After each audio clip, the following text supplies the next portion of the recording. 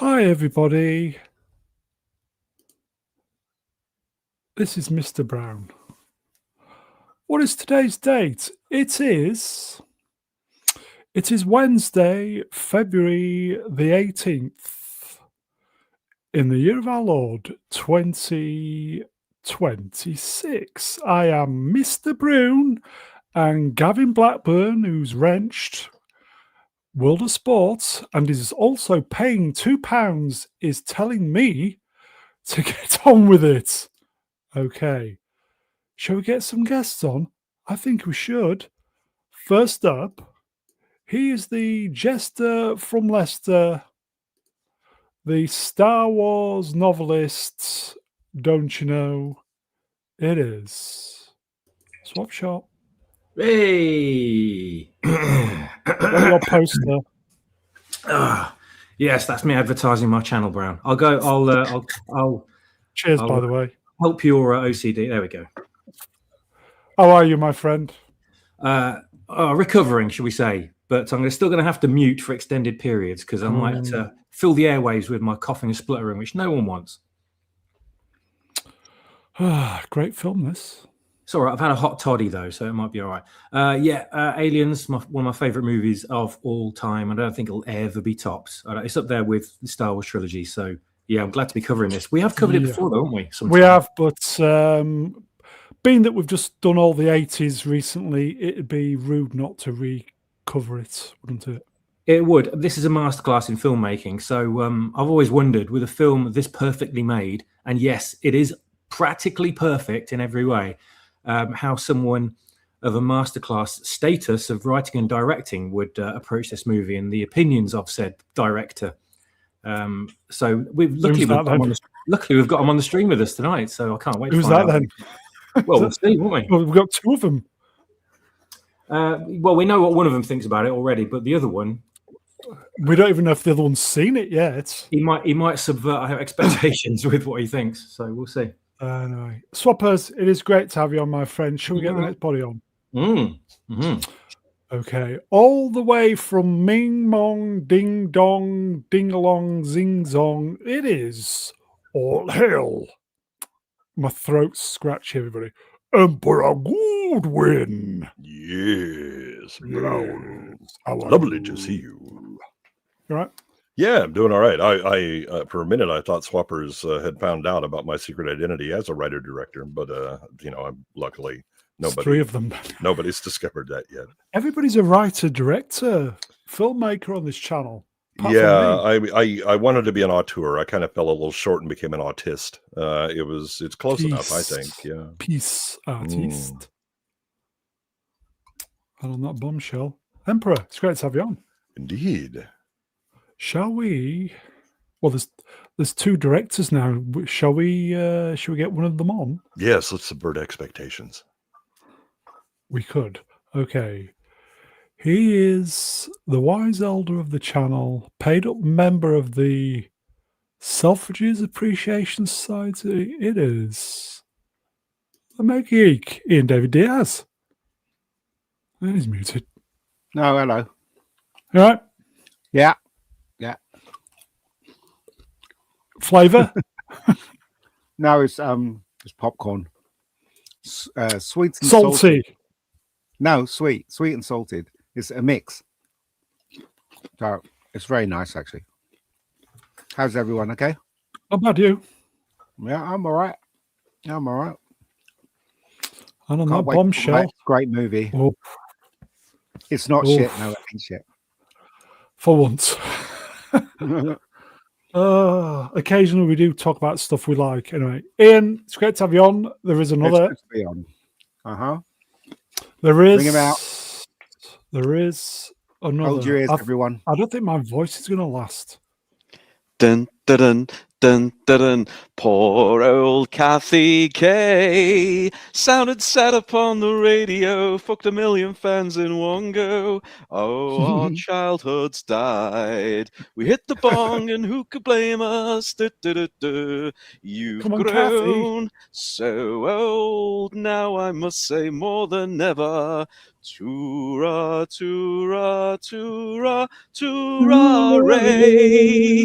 Over my dead body, she's a Skywalker. Oh, come on, Kathleen. Oh, I swear what she means at this moment. You mean everything. You in that dress. Oh, my thoughts, I confess.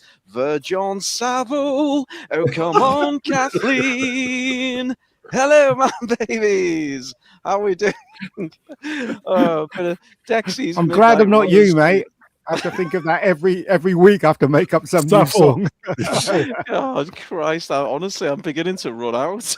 Yeah, that's Dixie's Midnight Bummers, I believe, was singing that one.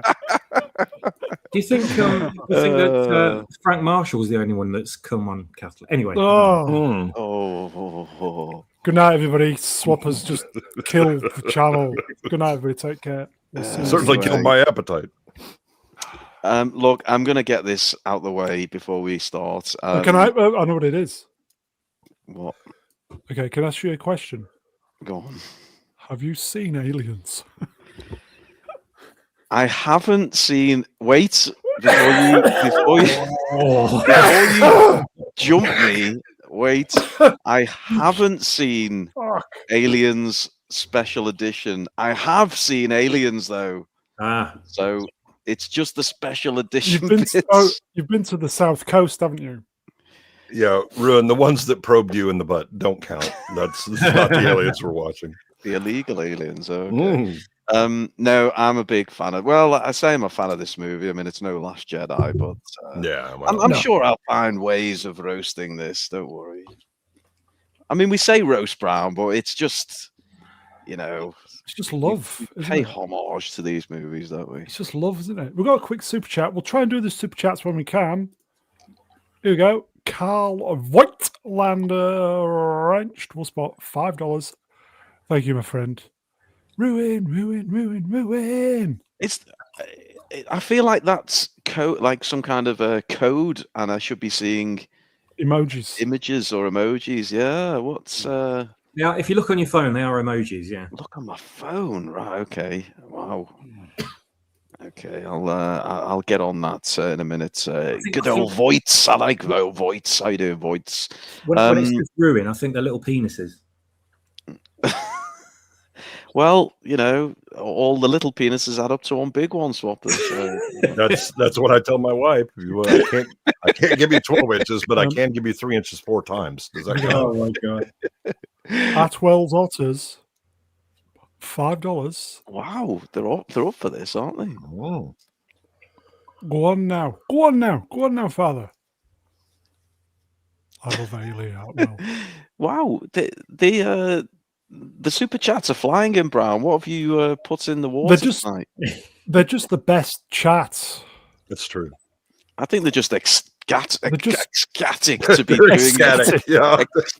be doing a good Speaking movie. Of the best Mog Prices Apex Jedi. Is he? Oh, Mog's the Apex Jedi by far. He is. Yeah. Yes. Yeah. Reg will spot $5. Challenge estrogen accepted, Alonso. Mog, you're a very generous just they them Jedi. Yeah. And lover. I'll take you over that. Price of Reason. Reg will spot $2. Hello, Price. Rune, you got to wear an overall while singing that. Oh, yeah. Dungarees. But no shirt on underneath. Oh, of course not. No, and preferably the ones where you get the old, the patch on the arse. That one buttons. I like those ones. Yeah. They're known as the Hugh Edwards cut. So. Here you go, Agent Alonzo Mosley. Great film. Wrenched $5. If all my socks send a super, we can hit the goal. I didn't realize that Alonzo Mosley was actually all of these people, including Price of Reason.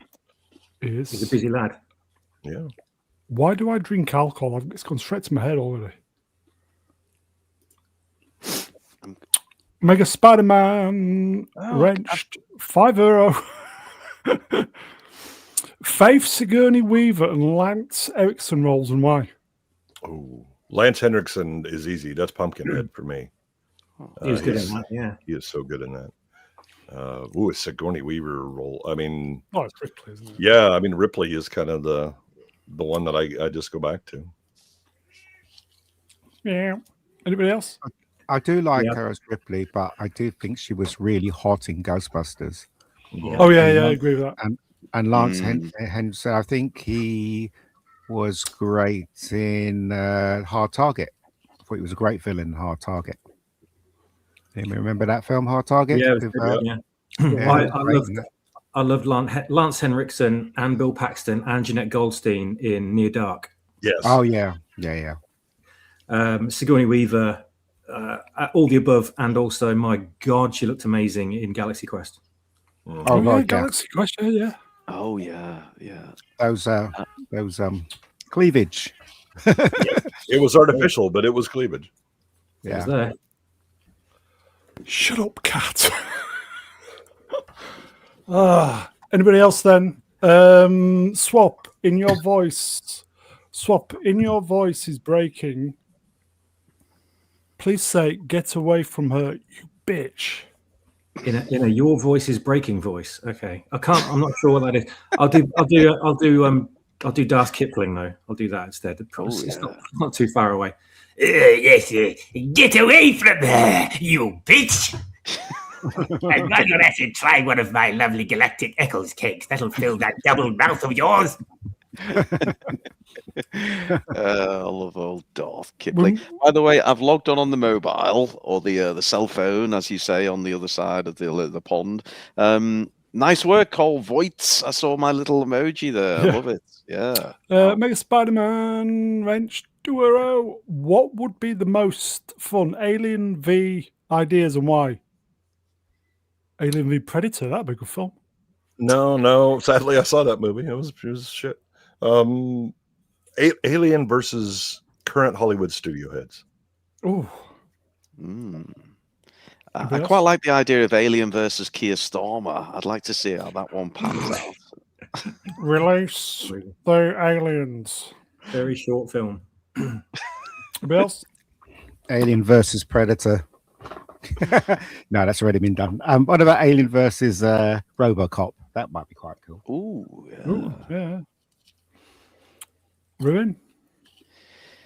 Well, if I can't have Alien versus Starmer, Alien versus Hugh Edwards, just to see it chomp onto his bare arse. That would be fun, wouldn't it? Alien versus Savile. Oh. Well, that's predator on predator violence there. I don't know. Jay, did you do one? I can't remember. I did. It was Alien versus current Hollywood studios. Kind of a battle of the network stars, but with aliens. Hey, look who's back, everybody. Jaden Jaden Smith Smith Eyes. Eyes. Way Hey. wrenched. $5. Been a while, my friend. Aliens. I could live in the bin. Mm-hmm. I could live in this bin. In this bin. I could live in this bin. I'd like to see. I'd like to see E.T. versus Close Encounters. I think E.T. came from Close Encounters, didn't he? Ruddy Island Boy, €2. Thank you, my friend. Weaver is a 7-beer girl. Aliens was her peak. Does that mean take 7 beers to get the old beer goggles on? Yeah. God, that many? What? Damn. Yeah, that's. Whew. It's weak beer over there, though, isn't it? In Europe, Land no, of it's the probably free. Here. I've got to say, Normie the Navi came up with a great suggestion: Alien versus the Thing. That would be absolutely amazing. Yeah, I was thinking about that one. Yeah. Although I like his Alien versus the Stay Puft Marshmallow Man. Yeah, that'd be great. The thing is, though, if the Thing made another Alien, I mean, it wouldn't matter to them, would it? The aliens, would it? Because they all look the same anyway. It wouldn't matter to them at all. They would have to. They would have to turn up in the film. They would have to turn up in the film on a giant spaceship shaped like an inflatable dinghy, though. Yeah, check out MCY 70s. It's Alien versus Kramer versus Godzilla versus Kong versus Ash versus the Evil Dead versus Freddy versus Jason. Very good. I'm surprised it's not made. I've got it, Brown. Alien versus illegal aliens, and we'll drop the alien on the Dover. 15 the minutes. Dover. Yes, he could sort it Hey. out. Couldn't We'll get Cameron to direct that one. he? David. Bear with me. Boomerang. Oh, we're moving on already. Wow, it's only been 25 minutes. Yeah, it seems brief. Haven't even done our introductions yet. Oh god, it's gonna be one of them nights. Aliens movie roast, everybody. I spent at least 10-15 minutes getting that right. Oh yeah, you can tell. I can tell. Yeah, The way you've lined it up perfectly, and the fonts are just totally matching. It's the inventive font. It's amazing, isn't it? Yeah, I just thought, in the style of the movie. It's Aliens versus Ariel. Swappers, you like that, don't you? I know you do. What the font? Aliens movie roast. It just says it all, doesn't it? Oh, I suppose it does. What is there to roast though? We can only praise it, surely. It is kind of I subverting don't know. expectations, isn't it? The loosest. Yeah. Please like, share, subscribe. I even changed that. Can you believe it?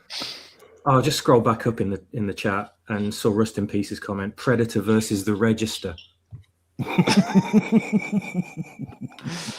Who? You know we're in for a good night because some of the replies in the chat are top notch. It is. I do like this one from Side Defeat as well. Here we go. Jeez. We're in for a good Alien. Ronnie Pickering. Ronnie Pickering. Who the fuck are you? Do you want some, do you? Alien versus Chucky. Yeah, there it is. Rust in Peace, Predator versus the Register. Operation U Tree. Oh god. Ruin this alcohol has gone straight to my head. I think you may need, I'm having problems focusing. What? We should do a stream when we're all hammered one time. Either that or on mushrooms. Give me some mushrooms. I've got some mushrooms here, actually. They're in a jar, sitting there waiting for me to cook them You up. bastard. Swappers, bring them for the Mandalorian movie meetup. I'll hang on to them then. Yeah. I'll bring them. Okay, let's do some blurb. Aliens, directed by James Cameron. Screenplay, James Cameron. Story, James Cameron. David Giller, Walter Hill. Based on characters by Dan O'Brien, Ronald Shusett. Yeah. Produced by Gail and Heard, starring Sigourney Weaver. Cinematography, Adrian Biddle. Edited by Ray Lovejoy. Is that Ian McShane's brother? Music, No. James Horner. Production company, Brandywine Productions. Distributed 20th Century Fox. Release date, this is America, July 18th, 1986. I think it was August in the UK. Running time 137 minutes. Obviously, this is the special edition, so it's longer. Language English. Budget 18.5 million. Box office 131.1. Says here to 183.3 million. You know, So- the DOP, the original DOP, got fired by James Cameron because he wasn't giving him what he wanted, and so he fired him and got the DOP from what is it? The last, what's that film that Corman made where he was involved? Battles. What is it? It's Battle Beyond Battle Stars. Beyond the Stars. That was it. He got the DOP on that, didn't he? Yeah, I think. Okay. Okay, Ruin, can you fill for a moment? My mic needs to be reset. Yeah, someone in the chat earlier on was saying, "Oh, I'll be keeping one eye on this stream, one eye on the USA Sweden ice hockey game." For all the people out there, particularly those Yanks, I've got some bad news. Sweden have just equalised in the third. It's 1-1.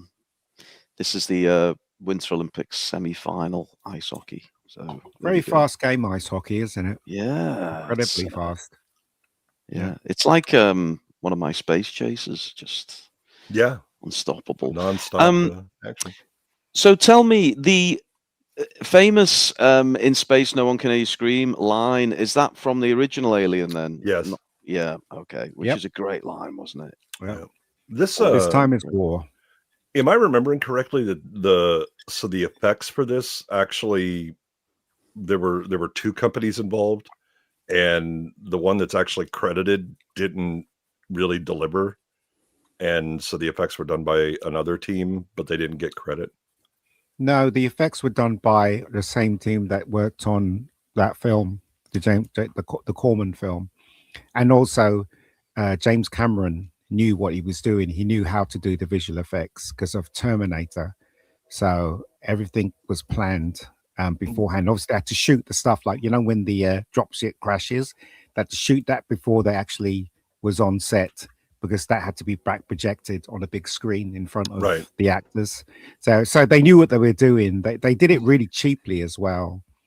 I think, as far as I know, there was only one team involved in making the special effects in this. Yeah, I'm pretty sure. I was thinking it was Aliens. That the credited group didn't actually. That it was actually kind of a boondoggle, and then they ended up switching.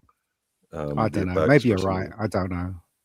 I haven't seen any evidence that they had another team and fired them. The only person that he did fire was the DLP, because he was just doing stuff that James Cameron didn't want, and he didn't like that. James Cameron wanted it to look a certain way, and the DLP was disagreeing with him, so he just fired him. Yeah, the DLP was kind of like shooting it like a TV show where everything was like well lit, and he was running a lot of the effects. So. Just to remind all the man babies in the chat, there is a poll going on about how many weeks we might spend covering this movie. Currently, the longest option, 5 weeks plus, is dominating that one. But go now, play along anyway, folks. You never know, we might whiz through it tonight. I think we could do this things in have happened. 3. Yeah, that's why I replied. So it's at least 6 weeks. Realistically, 4. I'm thinking if we get it wrapped by Christmas, it's we're probably ahead of the schedule. Then I think it gets wrapped when you get. Who cares? It gets exactly. Who cares? Who cares? It's about the journey. It's the journey, the hero's journey. How many years was it since the first one to this one? Anybody know? 7. 79. Was 7. It? Wow. Yeah. 7. Quite a while to wait, isn't it? Okay. Yeah. Okay. So Aliens, Mega Geek, opening sentence about Aliens. What I thought of it. Is that what you mean? Yeah. Opening. Yeah. I loved it. Opening thoughts. Yeah. I loved it. I thought it was a great movie. There was only a couple of things I thought wasn't good about it. The effects wasn't the actual physical effects wasn't as good as the first movie. I'll give an example. When Ripley was having that dream where she was going to give birth to the alien, her stomach looked like bubble gum for some reason. I was like, "What the fuck's this?" And then some of the stuff that come out of the aliens' mouths looked like super glue. I don't know why. You see, if you look at the first movie, it looked so real, especially when Ash was looking at the face hugger when he had it flipped over when it was dead, and he was like touching all the things. Because they were real organs from chickens and stuff like that. They stuck in it, didn't they? And then that's what I'm saying. So some of the effects they weren't too bad, but they weren't as good as the first one. And what else didn't like about it? I think that was it, really. The whole film I loved, though. Loved it right across the board because it was so action-packed. It was very different from the first one.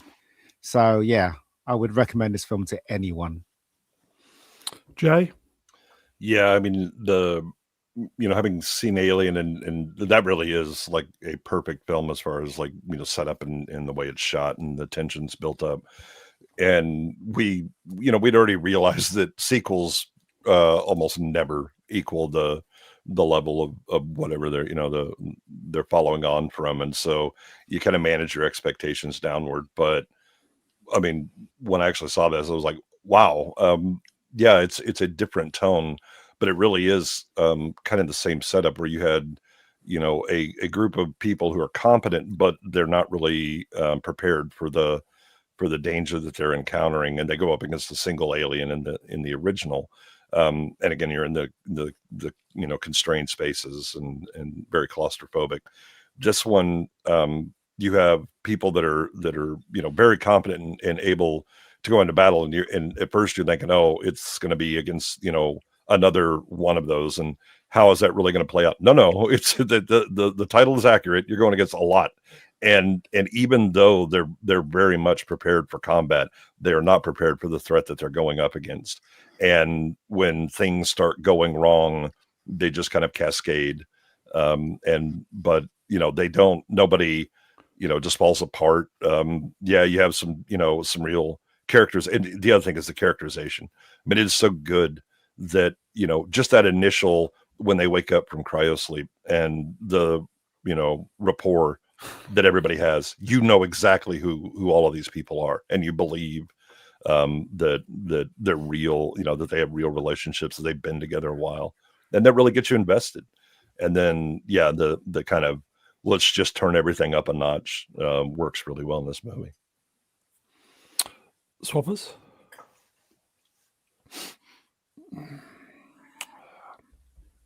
He's Swappers? making tea. I He's think. muted. Yeah, sorry, I was coughing then. Sorry. What was the question again? Oh, yeah, I forgot. Opening thoughts. I never thought that the original Alien movie would have got a sequel.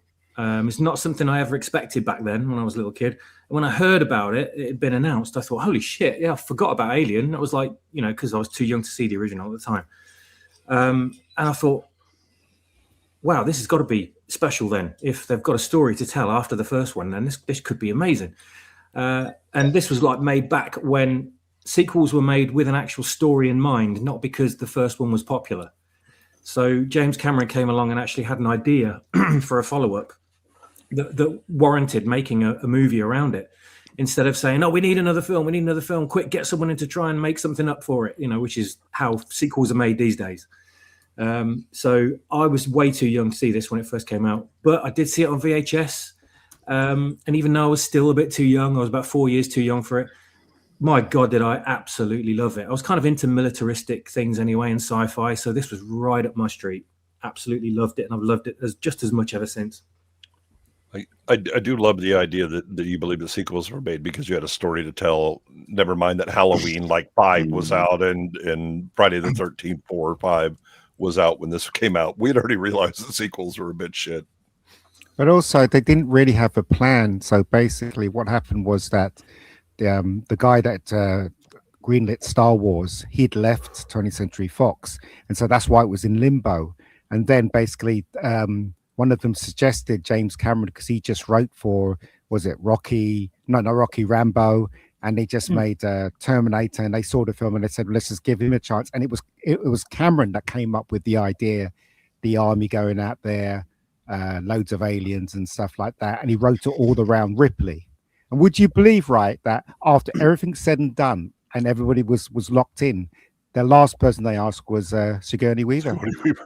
Yeah. And when they asked Sigourney Weaver, her agent said she wants $1 million or something like that. And they said no. So they went back to James Cameron and they said, can you write her out? And James Cameron went, fuck that. If you write her out, then there's no movie. And James Cameron said, no, I'm not going to write her out. Just get her. And then they gave in and they paid her what she asked for, and then the rest is history. So there you go. I didn't know so that. It wasn't smooth. It wasn't smooth going at all when they were making Aliens. Yeah, I read all this stuff a long time ago. She saved the movie as well during shooting. She did. Really? Yeah, she did. Overrated, probably. I'd say. What? No, I'm only joking. Is it the greatest sequel ever made? One of them. Yeah, I It's mean up there, Empire, yeah. maybe, Yeah, obviously. yeah. But And it's got to Godfather be 2. Yeah, got to yeah. be up Temple of there. Doom. Yeah. Temple of Doom. I love Temple No. of Doom. I don't care what anyone says. Star Love Trek 2. Temple of Doom. Love Temple of Doom. I'll say one thing. Not that I don't want to repeat anything my esteemed retrobates have already mentioned, but wasn't it great to have a female lead character who makes total sense is just awesome, and no one has a problem with it because it just works within the context of the story. Wasn't Yeah. deliberate though. It wasn't deliberate. She was written as a male, and then I don't Yeah. know who wanted her to be a female in the first Alien. It might have been Ridley, or it might have been the producer, and then that's how it went, I guess. Yeah, but but she was just written as a competent character who could Yeah. do these things, and Yeah. and yeah, she was female, but it wasn't. She wasn't, girl bossing. She wasn't throwing around, 200-pound men. Yeah. She was just good at what she did, and by the way, got traumatized, and then has to overcome that in this movie. She wasn't. Sorry, she wasn't a female in the script when they first wrote the first Alien. Everybody had just one name in the script, as you know. There was no background thing about the character, so someone decided that character should be a female. Yeah. But again, all they had to do was, okay, it's a competent person who isn't, punchy, throw things around. Mm-hmm. I went to see it at the local flea pit cinema. Yeah, flea pits where you were, mate? Yeah, we had a flea pit. Castleford. It was a bit of a dive. Oh, I can't remember who I went with. Brother, a friend. I can't remember. I just remember it was. I don't know. It was before then. I just remember it was fantastic. You could obviously back then you could hardly see what was going on, but I just knew it was a fantastic movie. Plenty of action. It's all the military hardware and stuff. It's just fantastic. Just so good. Ridley Scott in the first movie did a great job with Ripley, though, because, like you said, she was just a competent character. It didn't matter if she was male or female. But I think it was him wanting to subvert expectations with what films that had come before, where all male heroes, and because he wanted to make that film surprise everyone at every step. He thought, right, let's not just have the typical person, the central male character being the survivor at the end. So it was you didn't know who was going to get it next, and because of that, it worked so well with Ripley being the lone survivor. Yeah. And the mother on mother thing, it's it just worked, didn't it? Yeah. Just a quick one. USA get the win in overtime. We have a USA Canada final. Whoa. Okay. Anyway, shall we start then? Yes, let's do it. Okay, so obviously 20th Century Fox Aliens. The Narcissus. The Narcissus. That's the ship. That's the ship. Yeah. That's the escape pod? Yeah, the Narcissus. Yeah. Was that what it's called? Yeah, the Narcissus. How many years was she out there? Was it 57 or something like that? 57 years. 57 years. Bloody hell. Still would though, Brown, wouldn't you? Well, especially if she's unconscious like this. Yeah. Blow the dust off it. It'll be fine. It's a bit cold, but when has that stopped you before? Oh, I thought he was talking about himself and not the cryopod. So she's been in hypersleep for 57 years, and there's proximity alerts. Yep, but she was so lucky to be found because space is a big place. It's very big, isn't it? Yeah, she was very lucky to be found. Yeah, and they wisely point that out. It's like Birmingham is just sprawling, isn't it? It's just get lost in the British Leyland somewhere in that. If you look at that shot right there, you know how many Airfix models they had to use? Oh, God, yeah. Just all the things. Yeah. All of them. Yeah, it's crazy, isn't it? Models. I just love model work. I love model work in films. It's a shame they don't do it enough. Oh, cool. Yeah, did you? I mean, the thing with Ahsoka, where I realized because I was watching a bit of the making of stuff. The ILM doesn't have any model makers. They wanted to have a physical ship, and so they had to bring two guys that had already been let go and retired to come back, and they also made the motion control rig to shoot it because ILM doesn't do that anymore either. Well, one of the last things was the Razor Crest, wasn't it? They had an actual model, and they shot that with the remote control camera as well. Yeah, I just love models. I love this stuff here with the light the disco light thing that comes in. Oh, Yeah, the It's really laser. cool. Really The- cool. Yeah. And the great thing about this is like Mhm. when you first see it, the shape with the shadow, it looks like it's an alien, Yeah. right? With the yeah. head and everything, and you're like, Mhm. oh, what is going on? And then you see, oh no, it's a probe. So how many of us didn't know any synopsis about this? Didn't know anything about Nope. it before? Because I I didn't didn't know know anything. nothing about it No, when I I don't saw think I it. did. Yeah. No. Other It's a than complete whatever was, surprise. was in the commercials and trailers. Yeah. it was It's a just complete all I saw surprise. was James Cameron, aliens. Let's go. That's kind of all you need to know, really, isn't it? Yeah. Mm. Yeah. Correct. Nice bit of trivia there. Anna Nielsen. Alan Funk was the visual effects DP for Lotar, Lord of who, the Rings. who supervises all the model shots. His camera work, training, and the skills of the Weta model makers are essentially a lost art. Yeah. Mm.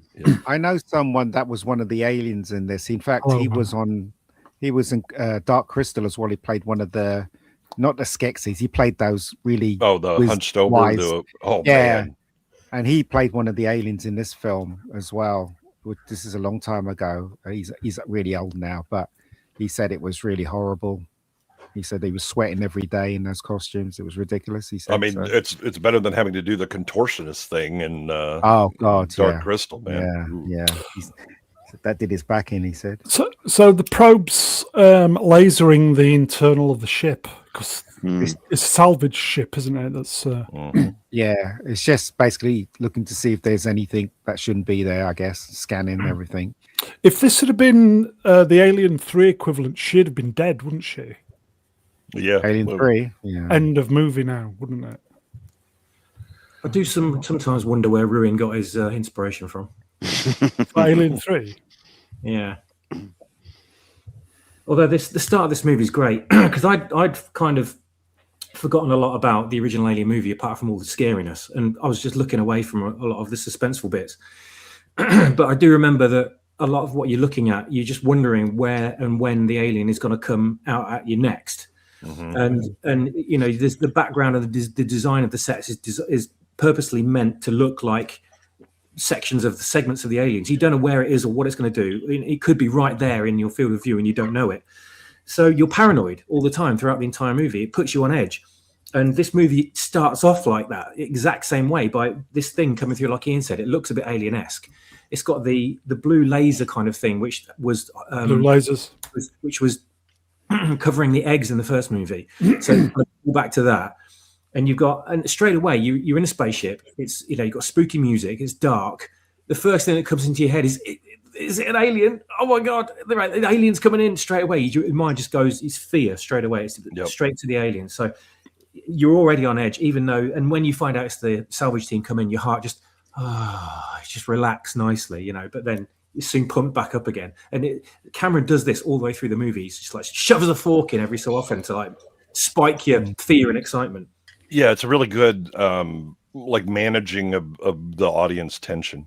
Mhm. You know, with like, you know, where she has the dream and you're like, oh no, it actually got her or whatever. And then, nope, Yeah. And then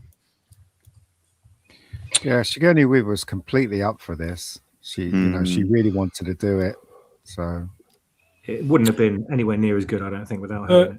Here you go, Franco Walker Wrench. Evening, Franco. I watched this last year on This is old school. VHS. oh yeah, With a CRT TV at night in bed. So scary. Oh, that's the way to do it. That's the Perfect. way to do it. Yeah. Wow. Is watching a movie on VHS like the equivalent of playing music on a vinyl? Is that I where think we so, are? yeah. An 80s movie, yeah. Absolutely. but the thing is, I would prefer to watch it the best quality as possible when I watch films like this. I think it always depends on what your experience was with how you first saw it. So if you saw it, you know, in the movie theater, then yeah, you want to recapture that theatrical experience. But if it's I rented it at Blockbuster or mom and pop, you know, video store and saw it, you know, originally that way, then the nostalgia kind of hits you. Yeah. Okay, Jones is still asleep. That's your cat, isn't it? No, I've not got Tabby. Well, there goes our salvage, guys. Yeah. Law of the I wonder sea. who he was. He's got a Bruce Campbell look in that Yeah, he shot. does. But, He does, but yeah. yeah. He does, yeah. So we're back on Earth. Yeah, I think this was a matte shot. Yeah. It wasn't Matte a painting. model at all. It was just a matte painting. Yeah. Mhm. How are we today? Yeah, even in the future, nurses keep referring to us in some sort of plural sense, as if they're also sick. Is we a pronoun? Indeed, it is. Yeah. Here he comes, Burke. Fantastic. He was great in this film. Yeah. Really good. What's his Really name? good. Paul Reese? Right, Reiser. Yeah, he's a stand-up comedian, wasn't Mhm. he? Yep. Or is he still? I don't know. Yeah. I don't think he is anymore. I love the idea of the turn-up collars on the suits. Yeah, I love that. I love Yeah. that. Apparently, he sits down a lot now. Apparently, Yeah. I'm Burke. Carter Burke. It's you know what's interesting about it is that James Cameron wrote the characters so that you immediately latch onto them. You know, the thing that you'd latch, because he starts out sympathetic in the beginning, doesn't he? He turns into an arsehole towards the ending. Every character had an attitude or something. I think there were like 3 characters that you didn't connect to, but the others you connected to all of them, from Hicks to Hudson to Burke, everyone, even the idiot that fell apart when the aliens were attacking. You know, I can't remember his name. The guy in charge of the. No, not Hudson. The guy in charge of the unit. Gorman. Unit. Gorman. Gorman, yeah. Even him, he was brave at the ending as well. So it was a really good. He wrote some really good characters there. Yeah, there's always kind of a redemption for pretty much everybody except Burke. Yeah, because Burke was a slime ball. Yeah, Burke goes the other way, doesn't he? Yeah. But he gets his comeuppance. So he does. Yeah, he does. What a slime. So how long was I out there? 57 years. What? yeah. Didn't they cut this bit out where his boss was trying to tell off Sigourney Weaver, and he says, "This isn't my locker." Isn't there a bit in there? Did they cut that bit out? Yeah, that was Beverly Hills Cop. Yeah. But the thing I like how he's like, wait, has nobody talked to you about this? You know, I mean, that's kind of building the sympathetic side of him. Yeah, he's got kind of the bureaucratic feel, but he does show some concern, and then he's like, oh, I'm not sure I want to. Okay, but I guess I got to tell you. Mr. Brown, if I could just, here we go. I want the full view of Ripley there. If you're banging her from behind, can you get past the fact it looks like you're bumming Brian May? Do you think? Or Anita Dobson? I mean, is the whole theme from Flash Gordon playing while I'm banging? No, EastEnders. Oh, that's not going to She's work. lovely. She's lovely. You're okay with the hair though, Brown? We don't. Well, from behind, you know. Do you think she's got the big curly matching bush as well? Oh, we already know that from the first movie. She's lovely. Don't take the piss out of her. I used to fancy her rotten. I tell you. Well, I think the bigger question is, Brown, if you were banging Brian May from behind, would you be able to think of Sigourney Weaver with the hair? All right, let's move on.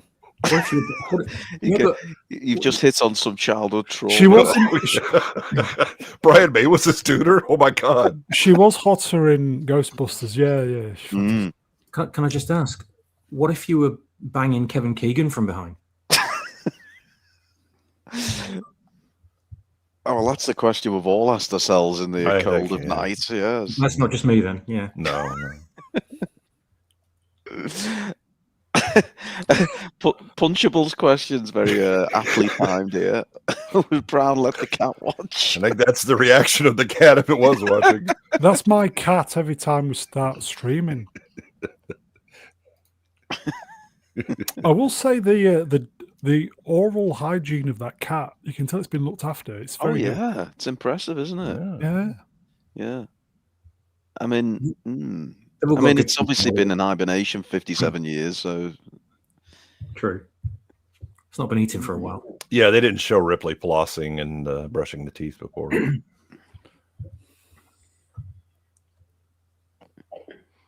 Oh, Banging. Nurse, please, God.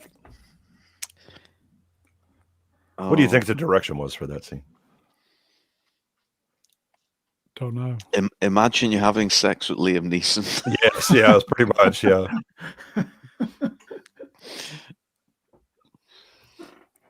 Something's going to pop out your stomach for sure. There it is. See, Liam's dong. her head would not come forward like that. Yeah. Well, maybe with Liam. It's too far forward. Yeah, Yeah. it's obvious that she's under the thing, but I think to Mega Geek's point, the skin on this is just too Bubble gum. transparent. Yeah, Yeah, Yeah, but It's stretched. Yeah. it's the position of the head though. Just yeah. yeah. I mean, in Like the you freeze said, frame, maybe when you're watching it live, your vision's drawn to the thing coming up out of her stomach, but it always just kind of caught me that it was like, why is that so translucent? It works though in the. yourself a blowjob. It works though, Nuisance 'cause crap. Go on, swappers. it works because it's in a dream. So it doesn't matter if Yeah. it doesn't look real. I'm nitpicking. Yeah, it's coming out of her belly, and then she holds her chest, which is Chest. weird. Yeah. And then Yeah. the nurse says, "Would you like a sedative or something?" Mm. I So she's slept enough. had lots of these before, obviously. I like how she's got a window looking out on Earth. Yeah. As close as she's gonna get. Not bad view, is it? Yeah. Oh, this is the extended version, isn't Yeah, it? yep. Yeah. Special. Well, it's not though, Okay. because it didn't open with the LV426. Of course. So this is new to me, folks. I'm experiencing this for the first time. There we go. Yeah. So she's sat in like a relaxing. It's like a video wall Holodeck. garden. Yeah. Yeah. It's a holiday. Obviously looks back projected. Mhm. Do you have any news about my daughter? Would you believe they made toys for kids out of this film? Yes. They also did out of the original Alien. Yeah, I know. It's crazy, right? I still want one of those. Big chap. So she's asking about a daughter. That looks like a famous actress. Looks Mm. like Maggie, what's her Maggie name? Philbin. Smith. Maggie Maggie Smith. Yeah. doesn't it? Looks like Yeah. Maggie Smith a bit. We got a super chat. I nearly missed it. Dutch Gradient Wrench was bought $5. Fun facts: they had to rebuild the Narcissus, and Gale told Cameron there was no money for the laser scanner, so he bought it himself. Well, it's like Ridley had to borrow the laser for the egg scene from The Who, I think. Yeah. Oh yeah, from their live thing. Mm-hmm.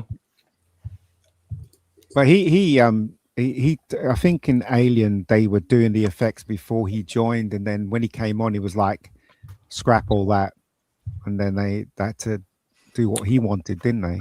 Ridley in the first one with the visual effects. Is so- this true? Yeah, there you go. Georgie Selrex, Wrench. That's Sigourney's. That's Sigourney Weaver's real mum. Wow. Is it? I thought that was Sigourney's face, and they just aged it up digitally. I don't know. Well, no, there's no digital aging in 1986. Ruin Yes. marks out of 10. For The woman on Sigourney screen. Weaver's mum. Yes. Well, this feels weird that you're asking me for starters, but I don't know. She looks like she's still got her own teeth. What else have we got going on for her? she's She's dead already as got, well. already got a pearl necklace, so we can't add anything on that front. I don't know. Nice smile. Dead? Yeah, we'll give her 4. Okay. It doesn't really have that turkey neck that Ruin's looking for.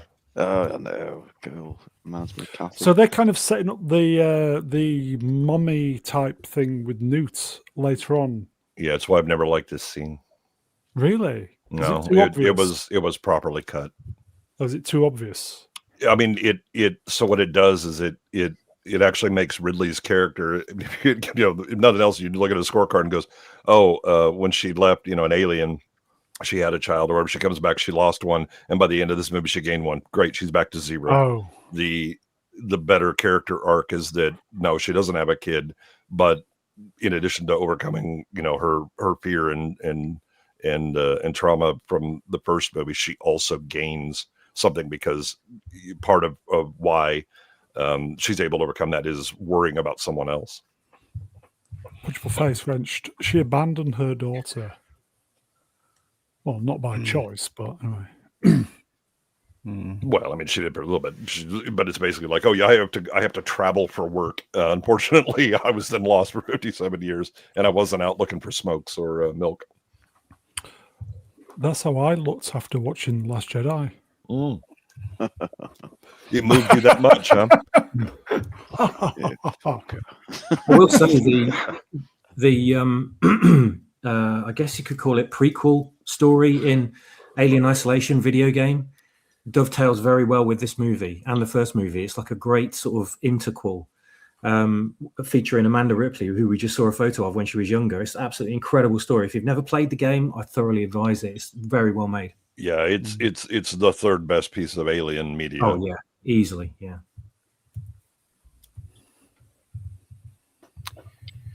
This is where she's being drilled by the company, isn't she? Oh.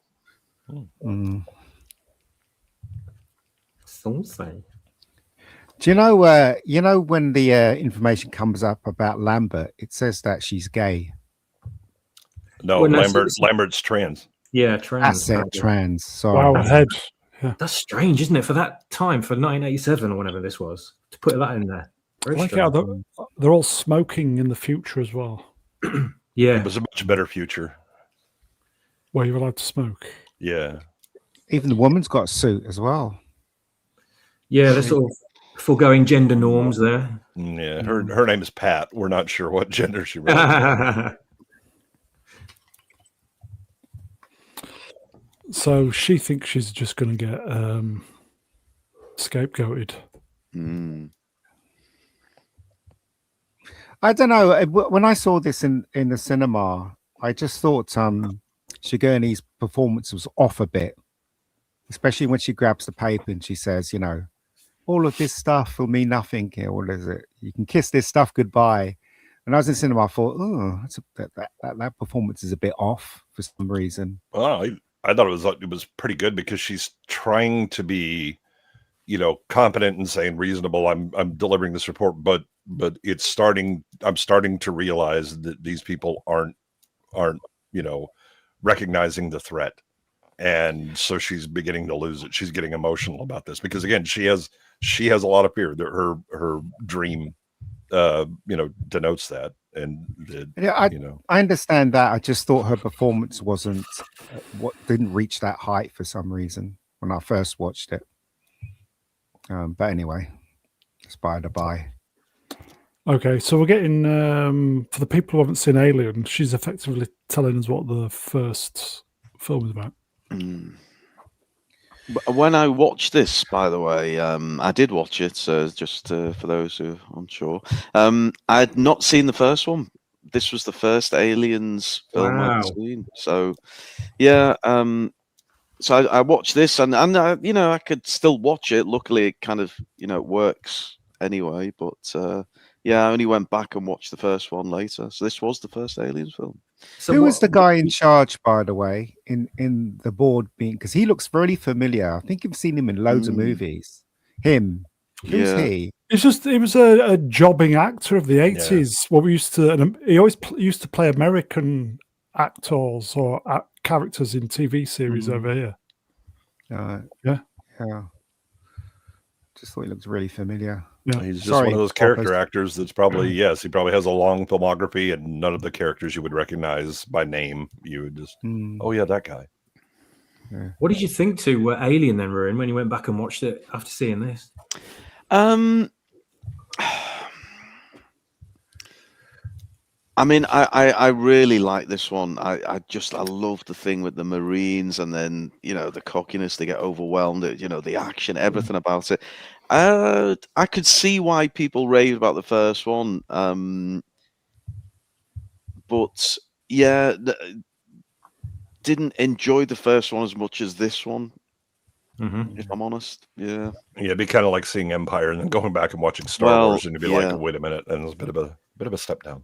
Yeah, this is definitely more of a popcorn flick, isn't it? Yeah. Oh man, and and also the suspense is ruined, right? Because the first one really kind of depends on you haven't seen the alien, you don't know what it's capable of. Yeah. Both very different movies, aren't they? Peter Harrington sums it up quite nicely. Here we go. Peter Harrington, 7523. Alien is horror. Aliens is more Vietnam. It's a you don't know, man. You wasn't there. Okay. So she's lost her flight status, hasn't she? But she's not going to get. There's no criminal charges for what went on. Is his name Dan Lewin in the film? Van Lewin, yeah, because he says his name then when he's trying to leave. Yeah. Status closed.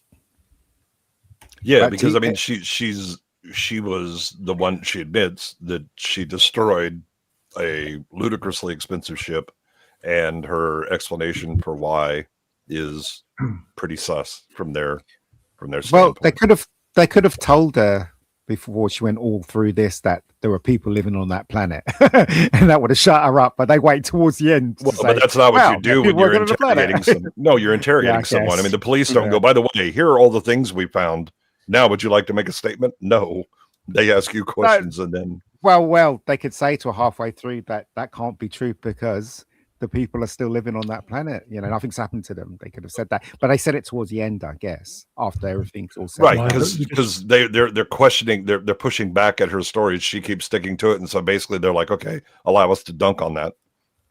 Do you think they knew, though? Do you think they knew she was telling the truth? No. No, because it says there on the screen now. Yeah, but I know that. But do you reckon they were just saying that? No. Do you reckon they sent those people out to that planet just to see what was going to happen? No, because again, this is the stupidity retcon that has happened because of further Alien movies. When they are sent there to investigate the first time, it isn't because the company is looking for shit for their bioweapons and all that. There is a standard order that if they get it's why it's already in their contract. That if you get a signal that looks like it's intelligent life, you are required to investigate it.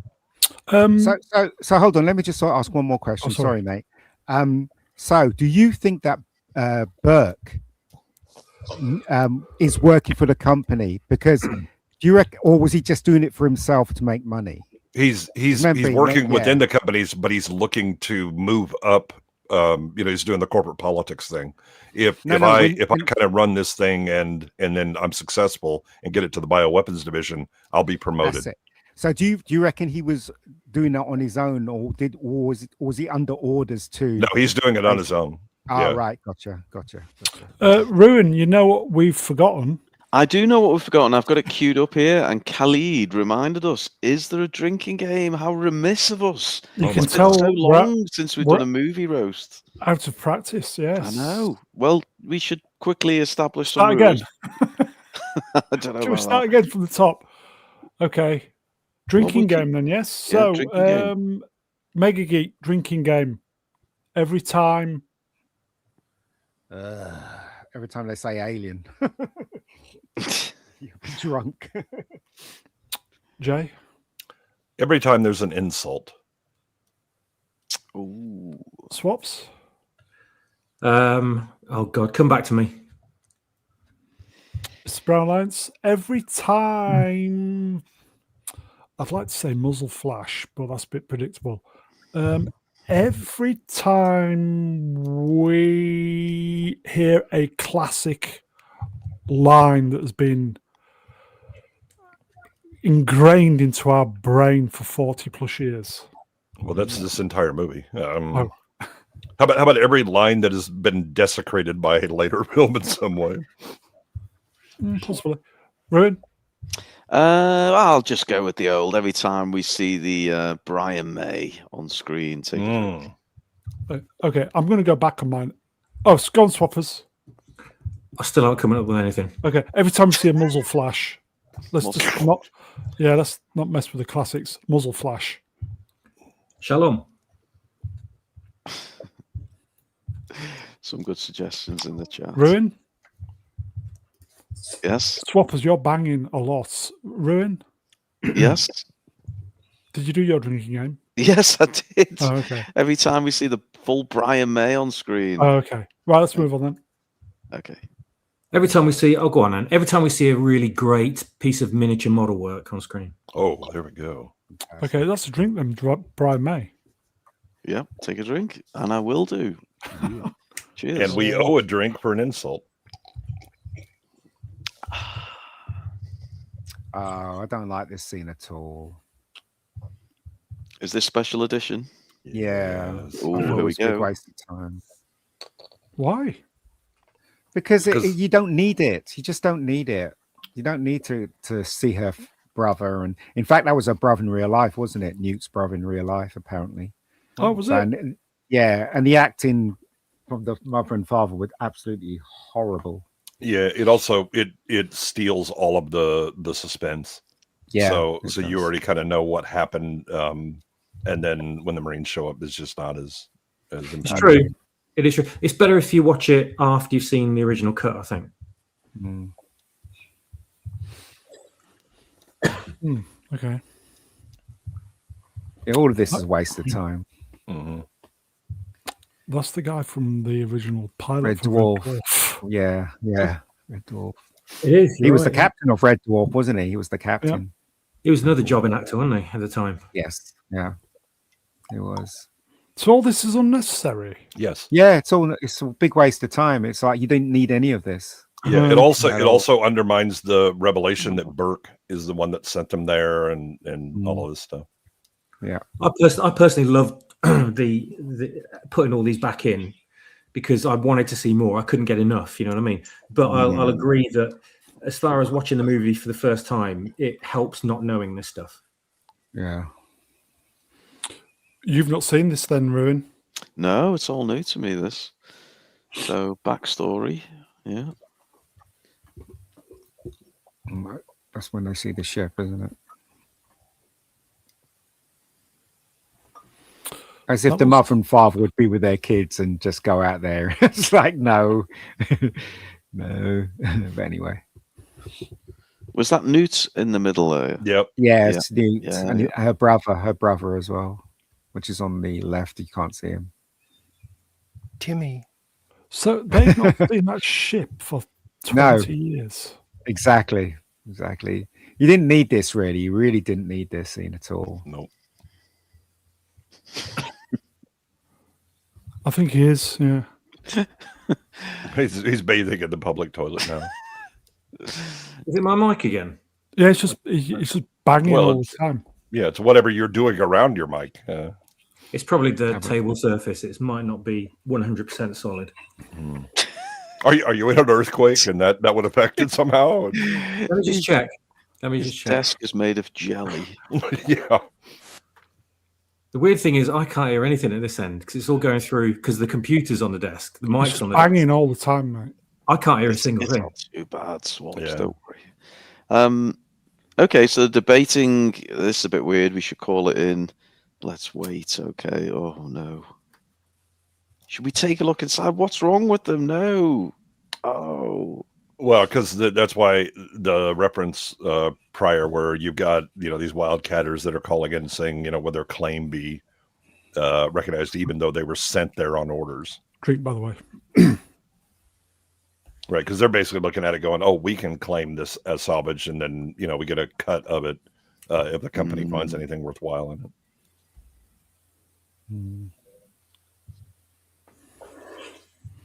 Mayday, mayday. Oh, no. Yeah, she gave up. She never acted after this film, did she? The girl who played Newt. She Surprisingly became, not. a, She was great. as became well. a teacher or something like that, didn't she, when she Oh, grew up? Mm. Yeah. the only thing she's ever been in. Well, smart. Very smart, considering how Mhm. kid actors all turn out. Seem to be. Indeed. In terms of concepts and designs, the Facehugger's got to be up there, hasn't it? As one of the most iconic Oh yeah. products ever made. Yeah. Yep. They actually made it run on the floor and everything. I think it was Stan Yeah. Winston that created the Mhm. run ones that ran much better. I mean, if you look at that new one, the one Romulus. that was in the cinema, it was all CGI, wasn't it? And it just didn't look half Garbage. as scary as these ones. Yeah, were and running. that was so annoying because they like, you know, their hype was, oh, we're trying to go back to the analog and everything practical and all that, and they had, you know, like them running around. But I was looking at them, I was like, I mean, there's like remote control cars with just hands on them. How come Stan Winston could actually make them, you know, look like they were running, and you can't, even though, you know, electronics and motors and everything have only gotten cheaper and shrunk in size.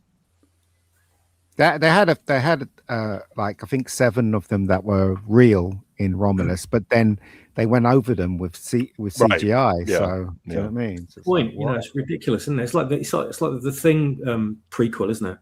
that's right. It's a good transition there from the Facehugger to Ripley's hand, though. Yeah. The thing is, with the Thing 2 or the prequel, they made all the practical effects. Studio went, They did. Yeah, they did. Yeah, the studio was like, oh, we wanted to make it modern, so let's replace it with CG. Nice shot to tell the audience that she's been sitting there for ages. And very distracted because she hasn't actually been smoking that cigarette; she's just been burning. You think she's probably just getting over another nightmare, don't you? I suppose. I've never been a smoker, but I imagine that takes some doing to get the ash build up. If you had aunts or great aunts in the 1970s, they could talk with their hands with an ash that long while cooking, and the ash somehow would never fall. Yeah, you're right. Yeah.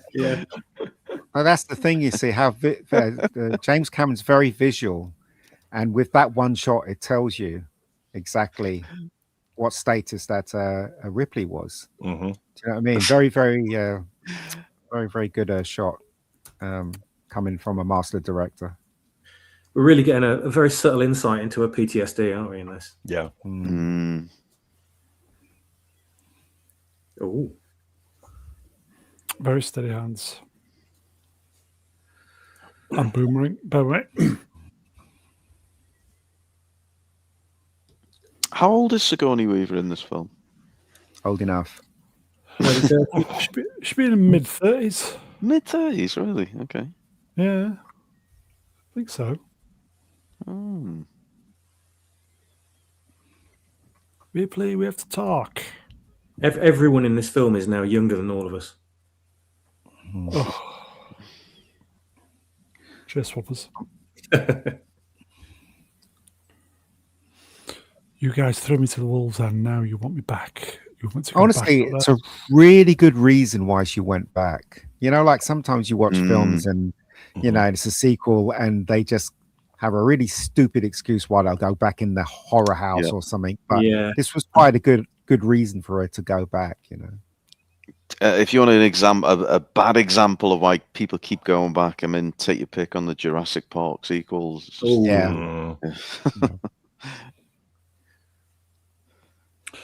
Is this the special edition or the normal version? Really? This is in the normal. This is in the. I think this is in the normal, right? Where they. It's in both. Yeah. Trying to persuade her. She's actually cut a Brian May hair off, isn't she? Yeah. Oh yeah. It's more Alan Davies now, isn't it? Maybe more Starsky. yeah. Starsky. That's the one. I love the sets as well, because you know James Cameron was responsible for the sets in Battle Beyond the Stars. And if you look at the set very carefully, it's made up of like things you'll find in the rubbish skip, isn't it? Like a grill. That's probably from some, I don't know, cooker or something like that, and they've stuck a box on the wall. It looks good. It's sparse, but it does the job, doesn't it? Yeah, it looks like she has a condom dispenser right next to her shoulder. Oh yeah. And then like some cheap, speaker grill from an streamlined camper or something. I like this idea from Gavin, who says Ripley should have exiled herself on a small island and waited to die. That is Yeah. that would have been a good idea, I think. Concept, isn't it? Yeah. That's a great idea. Would have made 2 hours excellent viewing. That would. Yeah. Ian, your mic went a bit funny then, by the way.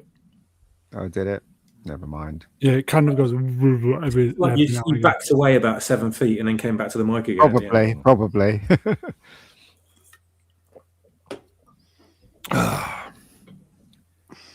Still, I would though. I still fancy her. Look at that. So they're wanting to go to the planets They on lost. all They lost They lost Contact. contact. communication. Yeah, communication with them. and all she's wanting to know is you're going to wipe them out. No, she's No. like, "Fuck you! I ain't going back." That's She's what not she says. going. Oh, Yeah, she's not going. She's like, It's the "Fuck off." refusal to call to action, isn't it? Mhm. Hero's journey. Yeah, okay. Yeah. We've not got to that stage yet then. So it's only when if, she has the nightmare that she rings them up and says she's. oh she's yeah, doing yeah, that. Yeah. Yeah. Yes, this is really a great psychological reason for her to return to danger, I suppose, isn't it? Yeah. But he's kind of, I mean, he's kind of, Cameron's kind of selling it. He's literally spelling it out for the audience here. Mhm. Yeah, Oh, because yeah. again, the and it's correct, for Burke. This isn't just exposition dump. It's the him trying to convince her, and she's like, no, I'm fine. I had my psych eval. Thanks very much. And he's like, yeah, I know, I've read it. You wake up with your sheets soaking wet, sweat, and just kind of lays it Soaking out, wet? thinking, yeah, what? What? yeah.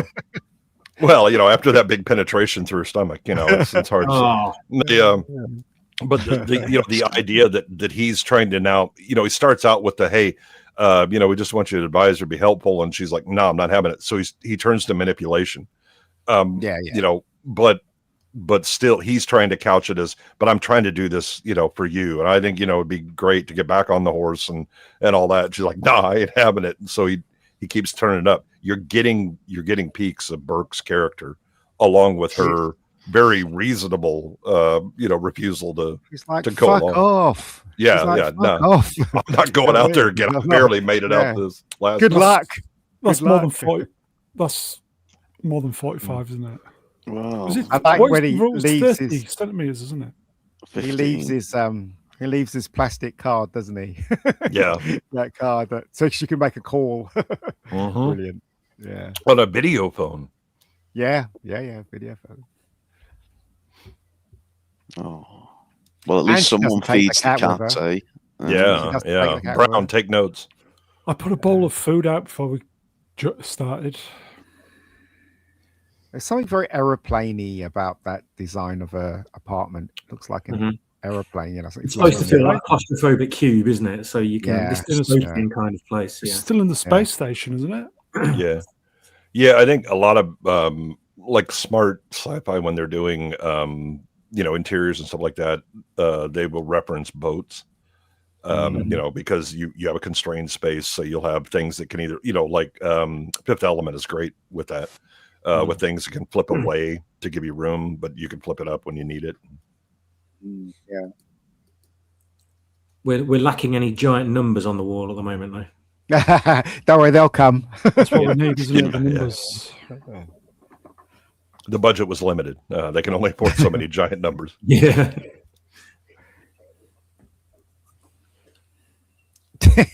He's in an apartment. It's the same apartment. It's probably Similar. that. You shot it in the same apartment. It's crazy. Well, because that would be correct for the space station, right? It would just be these, Yeah, I guess. cookie cutter Yeah. cubicles that would set up. Also, shouts out for being a widescreen CRT. Oh Yeah, yeah. I know. Yeah. Although clearly it They- isn't because they've got a block on it. It's a full size, just a regular 4x3. But they've Didn't they explain in Prometheus why they're using CCTVs? I think there was like a line in it or something like that. Because it's in the future, right? no, because Prometheus doesn't. I think they Prometheus do. No, it's one of those. It's one of Okay. those stupid movies that I'm gonna update it, and so all of a sudden you've got these floating touchscreen crazy things or whatever. And it's like what? Oh, okay. Okay. I thought it was explained in one of them, or I can't remember, or maybe I've got it wrong. No, it's Battlestar Galactica. Battlestar Galactica? At explaining why they're using retro tech because the Cylons can't infiltrate it. I see. You're going out there to destroy them, right? Not to study, not to bring back. Kiddo. Mm. Yeah. Oh. I like the bit where Burke answers the call and he kind of looks across his shoulder as if like, I hope Ripley doesn't see who I've got behind me. Yeah. It's probably okay, Bob. Gorman. She can't see. Yeah, Gorman. Absolutely. Oh my God. Brown, can I just read this line in the style of Keir Starmer? Because it seems You're going to. That's the plan. You have my word on it. Sausages. And there's probably going to be a U-turn on that later on. Okay. All right. I'm in. She doesn't even say goodbye to him. She just pulls the thing. No, out. he starts to respond. She just fucking Yeah. unplugs. Pulls it out. Yeah. It says so much about a character, doesn't it? Yeah. You You little shit. That cat was lucky. Yeah. Probably would have survived again though. Yeah. You can tell this was made in the 80s because it's a rare appearance from a ginger. Yeah. But that cat was responsible for Brett getting killed. Well, that's because the cat was Shut collaborating. up, cat. Yeah. There is. If you took him back, on this trip, they lose because the cat definitely would have sold them out again. There is I a love the theory about the blue. cat being a replicant, isn't it? Yeah. I love the What? blue. I love the blue in the space. thing. yeah. It's quite nice. It looks great. That nebula's amazing, isn't it? Also, again, the much like Alien and Aliens, here they're doing the harsh light with hard shadows because it's fucking space, and you don't have area general light. Things that Ridley forgot in Prometheus because he became a hack. Drink, by the way. Absolutely. Did you Sulaco. know? Did you know that the Sulaco, they only could show it in one side because the other side wasn't built? They didn't have Yep. time to build the other side. Yeah, it's Yeah. crazy, right? Your mate built both sides there, didn't he? He did. He did indeed. He built. Honestly, you should have seen it, Swappers. It was beautiful. I wish I had. Yeah. Was it 4 feet in length? It was Incredible. just fantastic. Fantastic. Yeah. I do like the background here though, because you've got to make the ship stand out somehow, right? Yeah. Because, otherwise there'd be nothing on screen but like a silhouette against the stars. That'd be it. Yep. Mm. Beautiful. Definitely a look at that moment, I think. Oh, absolutely. When are we getting the look at that shirt, Brown? You've been promising this for 3.5 years. Have I? Yes. Oh, at least, yeah. It People needs to be a demand cartoon it. picture of Brownie's head in the middle with him pointing, with his eyes open really wide. I want to sell. I'd like to sell some T-shirts. Have you sold many, Brown? 3, maybe. Well, they you were all- put they the were all link in the retrobates, description weren't they? occasionally. The link is always in the description, in the description of the video.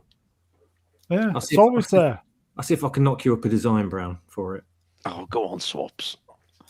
What are you trying to flog them for, Brown? Maybe that's the issue. Are you, you're not pricing them up, are you?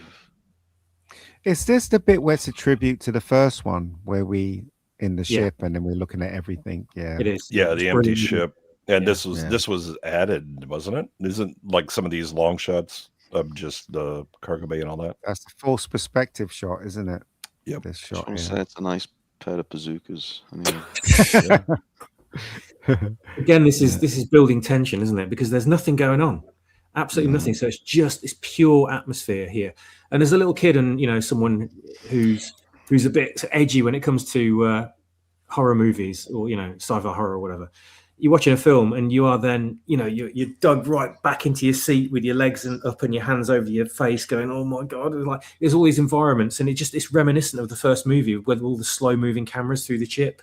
When the alien's there somewhere, but you don't know where, and you don't know when it's going to jump out. Even though we know technically there shouldn't be any aliens here, you're still kind of very much on edge because of it. The Retrobake T-shirts are on the Zazzle site. Yeah, you would think, seeing as I don't get any commission, you'd think I'd get a one on the house. You know what I mean? But yeah. oh no, I'll have to buy my own You T-shirt. see the floor there, the floor, and I don't know what that thing is in the middle, and then you got the loader. All of that is a model, and they just place it in front of the camera. Everything else behind that is the That's right size. insane, isn't Yeah. it? Oh, by the way, so- the description of this stream does not have the link to the store. Oh, Brown. All right, I'm useless. It's official. You get to work on that, Brown. I'll The just yellow, go. Bye, what's everybody. it called? Loader machine. Yeah, Power loader. loader. Yeah, exoskeleton power thing. loader. I've got to say, I know I'm skipping ahead a bit, but honestly, we're probably 7 weeks away from it. When it makes a reappearance at the end of the film, I legit jumped out my seat. Oh, yeah. The audience was a screaming moment. when I went to Yeah. see it. The Yeah. audience were just on It their was- feet screaming. It's because a it was great such a moment of desperation, and you Yeah. push to the edge as a viewer, and you're thinking, well, how the hell can Ripley win this? And then suddenly you've forgotten about the power loader by this point, obviously. And then Go on, soft. Go on. what a great development, though. In plot Yeah. development right at the end of the movie. But I mean, these days it's kind of done. It's 10 to the dozen everywhere. Everyone's copied this movie, but back then, it was just wow. What's great about it as well is it's not a weapon or a piece of military equipment. She's repurposing it, isn't she? And making it work in the moment. And Just a loader. well, Yeah. Wow. unbelievable. Just so happens that it was very practical in that Yeah. situation. Yeah, it's a way to actually have hand-to-hand combat with this giant alien queen, and but you're going to need something other than harsh language to solve this. Yeah.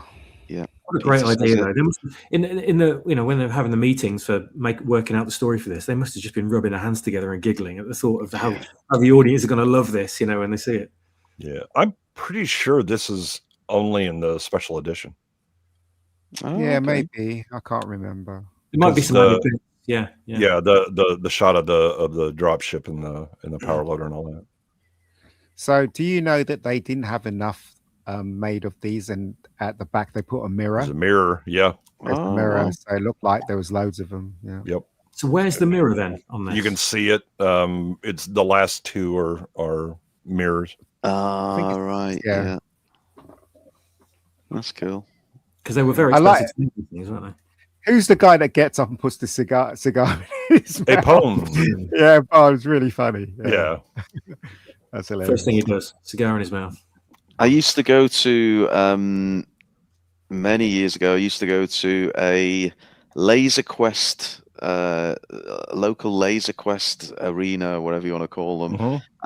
and the character names that you were given. So when you picked your gun up and your pack and everything, they were all named after these characters from Aliens, which is Brilliant. cool. You always wanted to be Vasquez?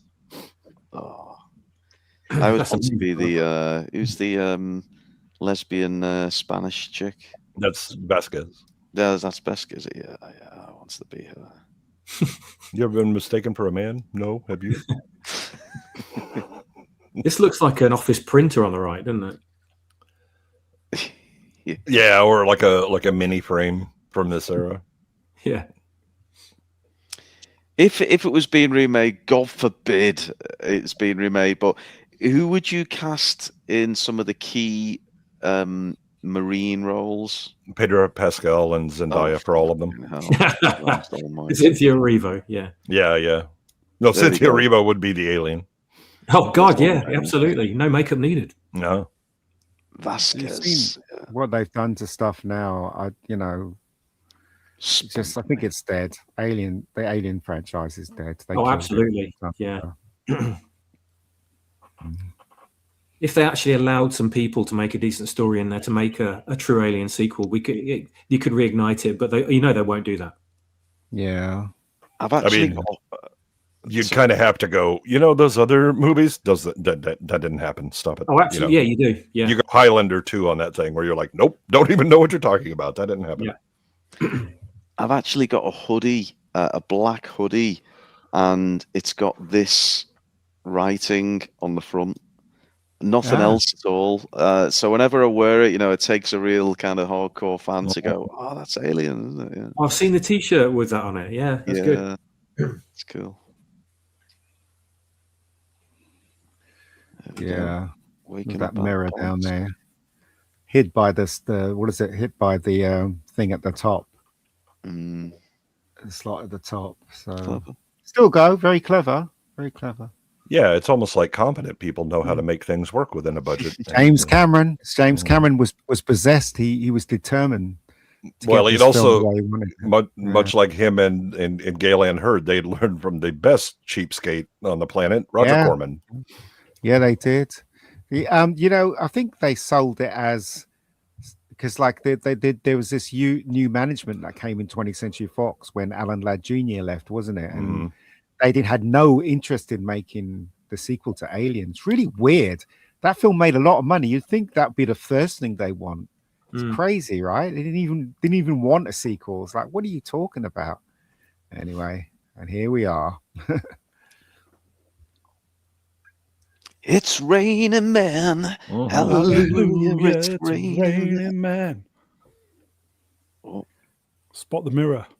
Yeah, so well designed that when it all opens, you know, you can't see who's in there. So you go, wait a minute, there's a lot of Marines with open lids right there. That's, pay no attention to that. Yeah. The Drinker interviewed him. Yeah. Oh, really? Yeah. Yep. Yeah, he did, yeah. Was he in anything else other than this movie? Yeah, he's in the Green Mile. Yeah, a lot of films. Yep.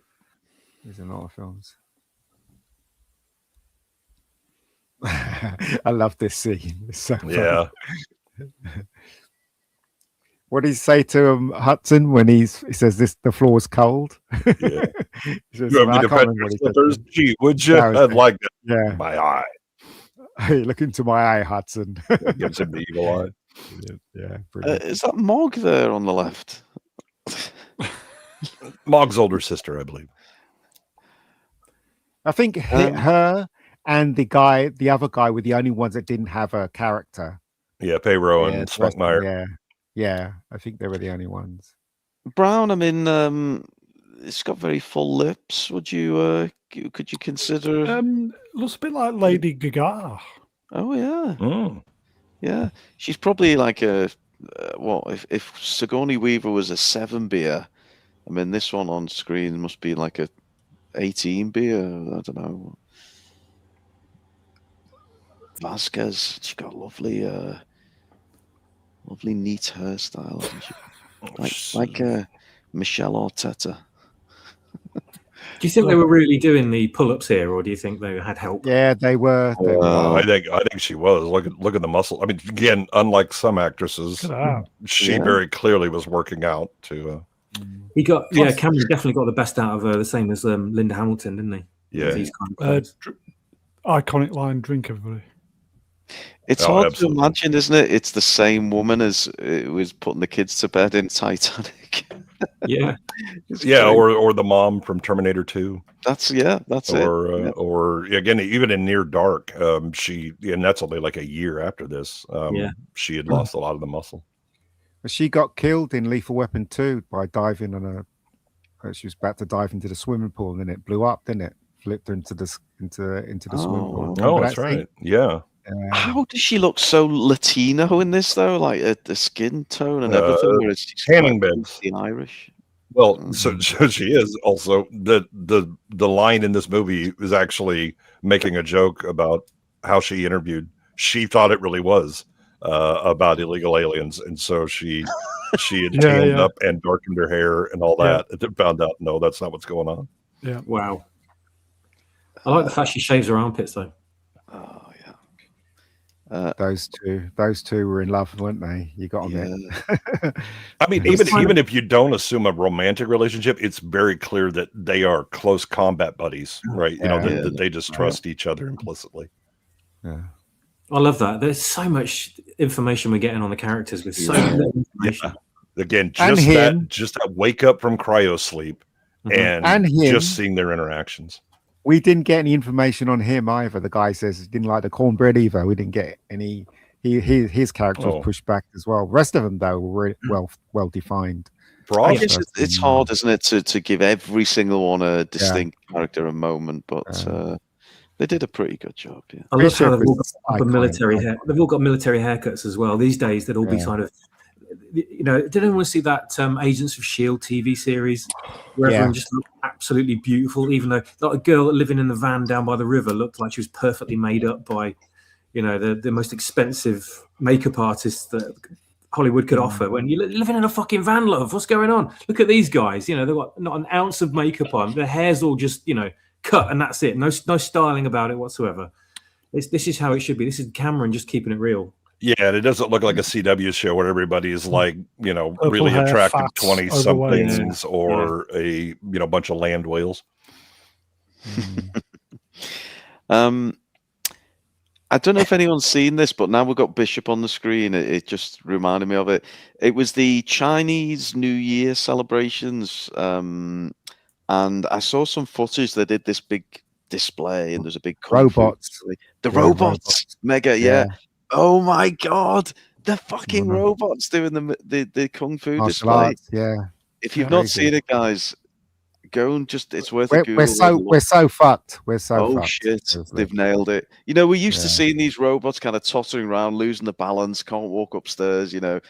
They've got these robots doing full-on kung fu moves, flipping around. Oh shit! So they're 4 or 5 years late to what Boston Dynamics already did with their dancing robots and their. Well, these ones all in. There's like I don't know, about 50 of them all dancing in unison and doing kicks and run up a walls and jumping over them and stuff. It's just like Boston Dynamics did 4 or 5 years ago. Yeah, but Boston Dynamics, they used to kick them. They used to push them on the floor and stuff. Yeah, these ones look truly fucking insane. No, go look up the Boston Dynamics demonstrations where they had. I think it was like a Christmas one they had a few years ago, where they're dancing together and doing complex moves and all that. We're so apparently China have said, yeah, we're quite happy with them. We're going to make another 20,000. Starmer loved them, apparently. And then give them multi-phase plasma rifles in the 60-watt range. Yeah. Well, going back to the film, what a great way to introduce Bishop. Oh, yeah. Well, this is what reminded me of it. Yeah. Yeah. Great way.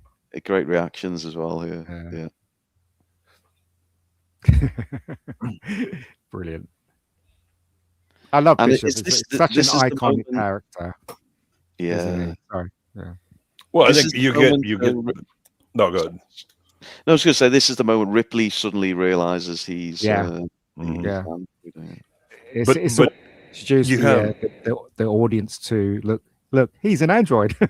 Yeah, he's doing something ludicrous, but also that you get additional characterization of Hudson and of Drake, right? You know, the idea that Hudson's out of the he talks a big game and all that, and then when Drake, you know, you, and he's like, no, wait a minute, you know, he's kind of the coward, in that he'll talk a big game.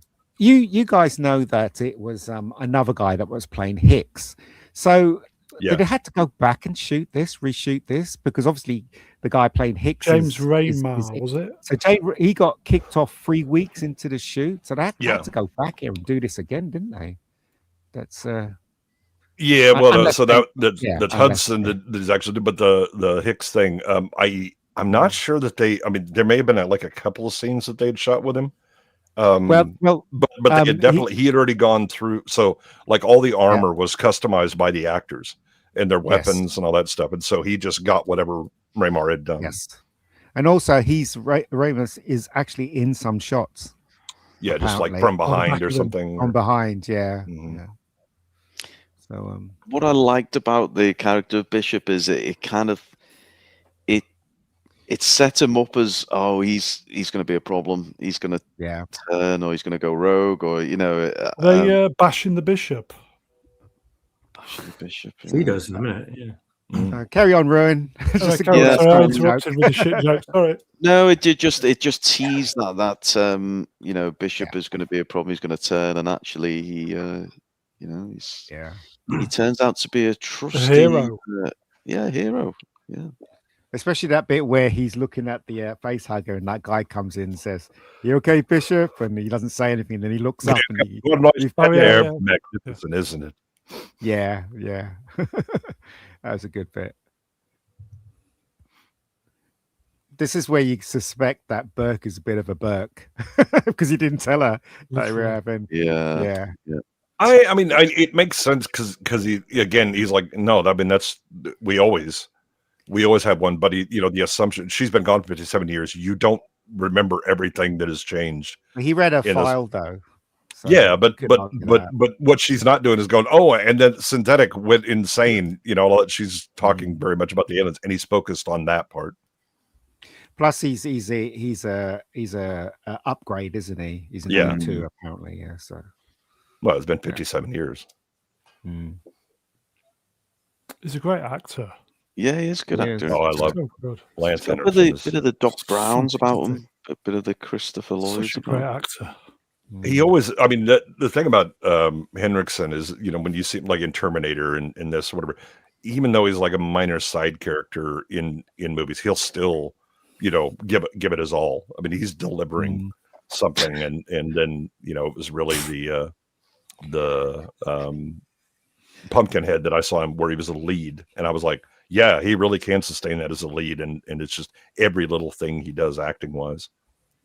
Do you know that? You remember that being Alien when the three of them go to go and visit the ship, and then Ash comes in and he's meant to sit at his thing so he can monitor the cameras on the.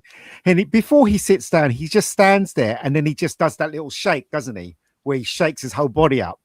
And then he walks towards. You remember that scene? I remember my sister was saying that's because he's an android. He needs to shake up all his mechanics in his body to make it work.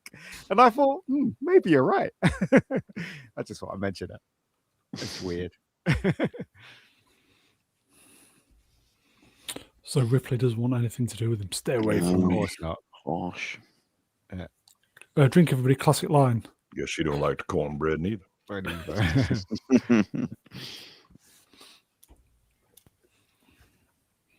Another false perspective shot. It's really good though, isn't it?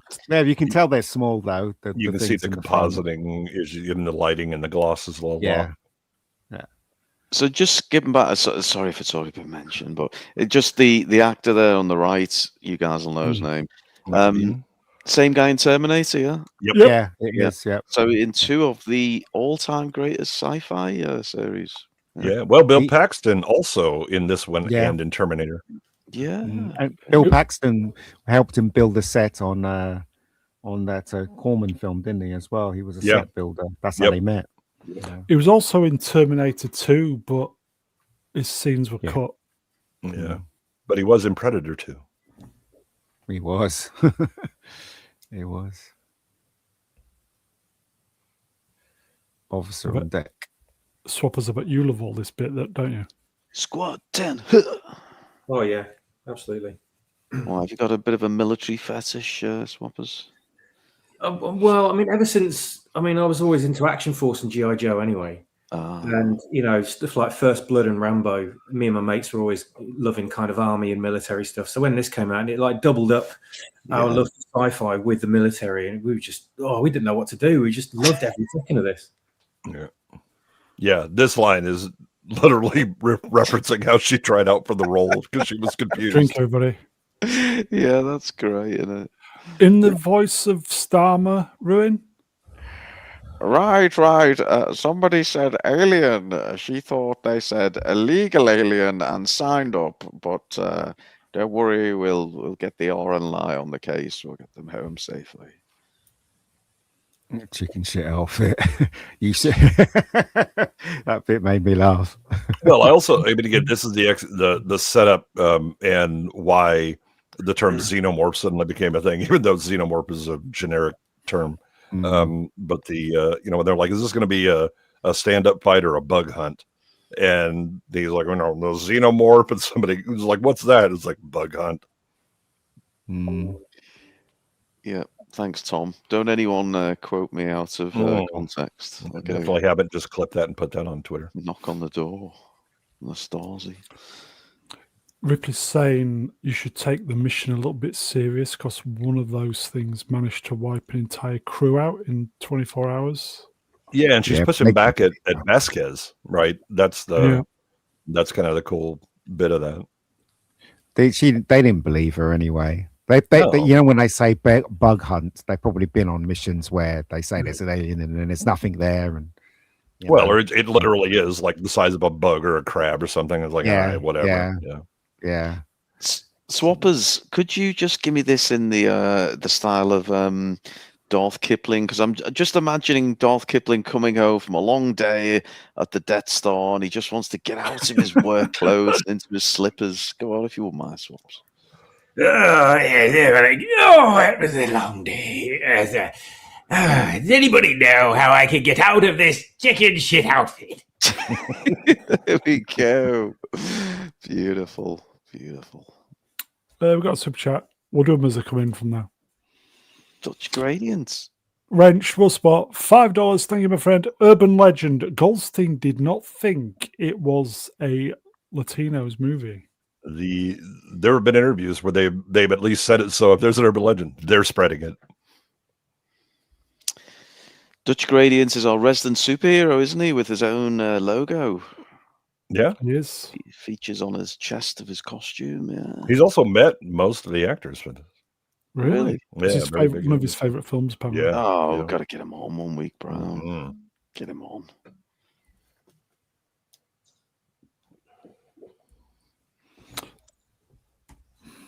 Silence. Oh, we're just taking in the splendor of it. It's just fantastic. Yeah, I mean, here's Apone, doing the sergeant thing. I mean, you're absolutely. Get Arsos everybody- and Elbows, isn't that the title of the Jimmy Savile biography? It could have been, yeah. Yes. Hudson, come here. Yeah. It's absolutely dad energy with that, right? It is. Yeah. He was the direct influence on the major character in the Halo games, wasn't he? Sergeant Johnson. Yeah. Yeah. It still holds up, doesn't it, all these years on? Yeah, again, good practical effects and understanding, the limitations and how to use your camera. If this was CG in any way back then, this would have aged badly. But I mean, models, you cannot beat models at all. Which is unfortunately where the Mandalorian and Grogu lost me in the latest trailer. Just a lot of. Did you know that nonsense. when they were trying to sell it to the new people that took over 20th Century Fox, they sold it like this. They sold it as Southern Comfort meets the Magnificent Seven. What? And they were like, okay, go ahead then. And so they gave them the go ahead. That's how they sold it to the execs in 20th Century Fox. Because they had no interest in making the sequel to it at all. So That's crazy, isn't it? yeah. I think I saw that in one of the videos on YouTube, I think. Yeah, that's a hell of a sell. Yeah. I do like this though. She's like, is there anything I can do? I don't know. Is there anything you can do? Foreshadowing. Yeah. Also, It's good Apone, foreshadowing. Before this movie, the guy that played Apone, his name escapes me, was a DJ, I think, on British radio. Might have been on BBC. He was in Superman 3, wasn't he? Was he? Yeah, he played the fire chief, didn't he? Oh, that was him. Yeah, that was him. That man is a miracle. Yeah. I love this scene. So good. There we That go. white holding it out, didn't they, in this scene as well? And You're then going some muffled again, Ian. moving the arms. Oh, sorry, maybe I'm too close to my mic. No, I think They have, your internet connection is. Oh, is it? losing, Is but it bad? Oh, okay. Yeah, didn't they not have somebody moving the arms as well at the back? So there's basically like a strong man wearing this around her, and so when the arms lift and all that, that's just him lifting his arms. I see. Look at that. Yes, Very nice. Look at that. and this is also, I mean, the design of the Sulaco is, I mean, it very much has a military feel and looks like a big weapon to begin with. Yeah. Yeah. As I recall, in the is it director's cut or the Special cut you got edition. on- the special edition, didn't Hicks give his first name? Wasn't it Dwayne or something like Yeah, that? it's the end of the movie. Yeah, because Yeah. they exchange first names, don't they? Yeah, Both of them. it's Ellen, and he says, "Yeah, Dwayne." Dwayne something. Dwayne Johnson. Dwayne Dibley. Dwayne Dibley. Oh, I have look one at of those that. on my shelf in my room. I have one of Look at those. that. Dwayne There's a steady cam they used, didn't they, for the smart guns. Smart guns, yeah. Mhm.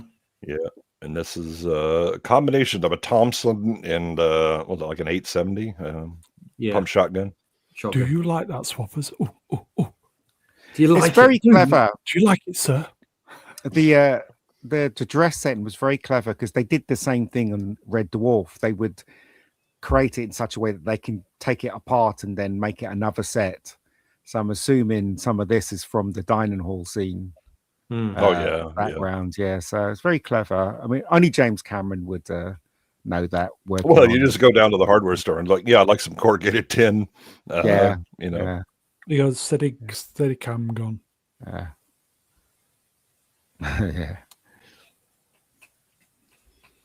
Great triceps on Vasquez, isn't it? Oh yeah. Great what? But she had an amazing body, didn't she? In this. Do you think who's in better nick, Vasquez in this, or she is? What's the face in Thingamajig?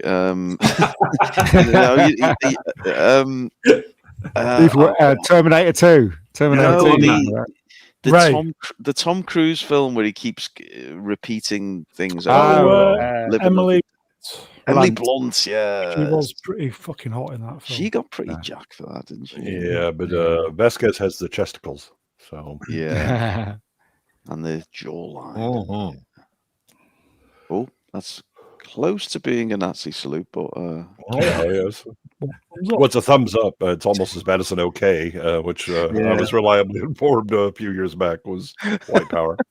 See, we're looking at all this. We're looking at all this hardware here and all the bravado and everything. We're just thinking, like, the aliens don't stand a fucking chance. Yes. I can't wait to see them get blown away. Yeah, I love how it drops when it comes out of the ship and it drops. And yeah, you do the free fall.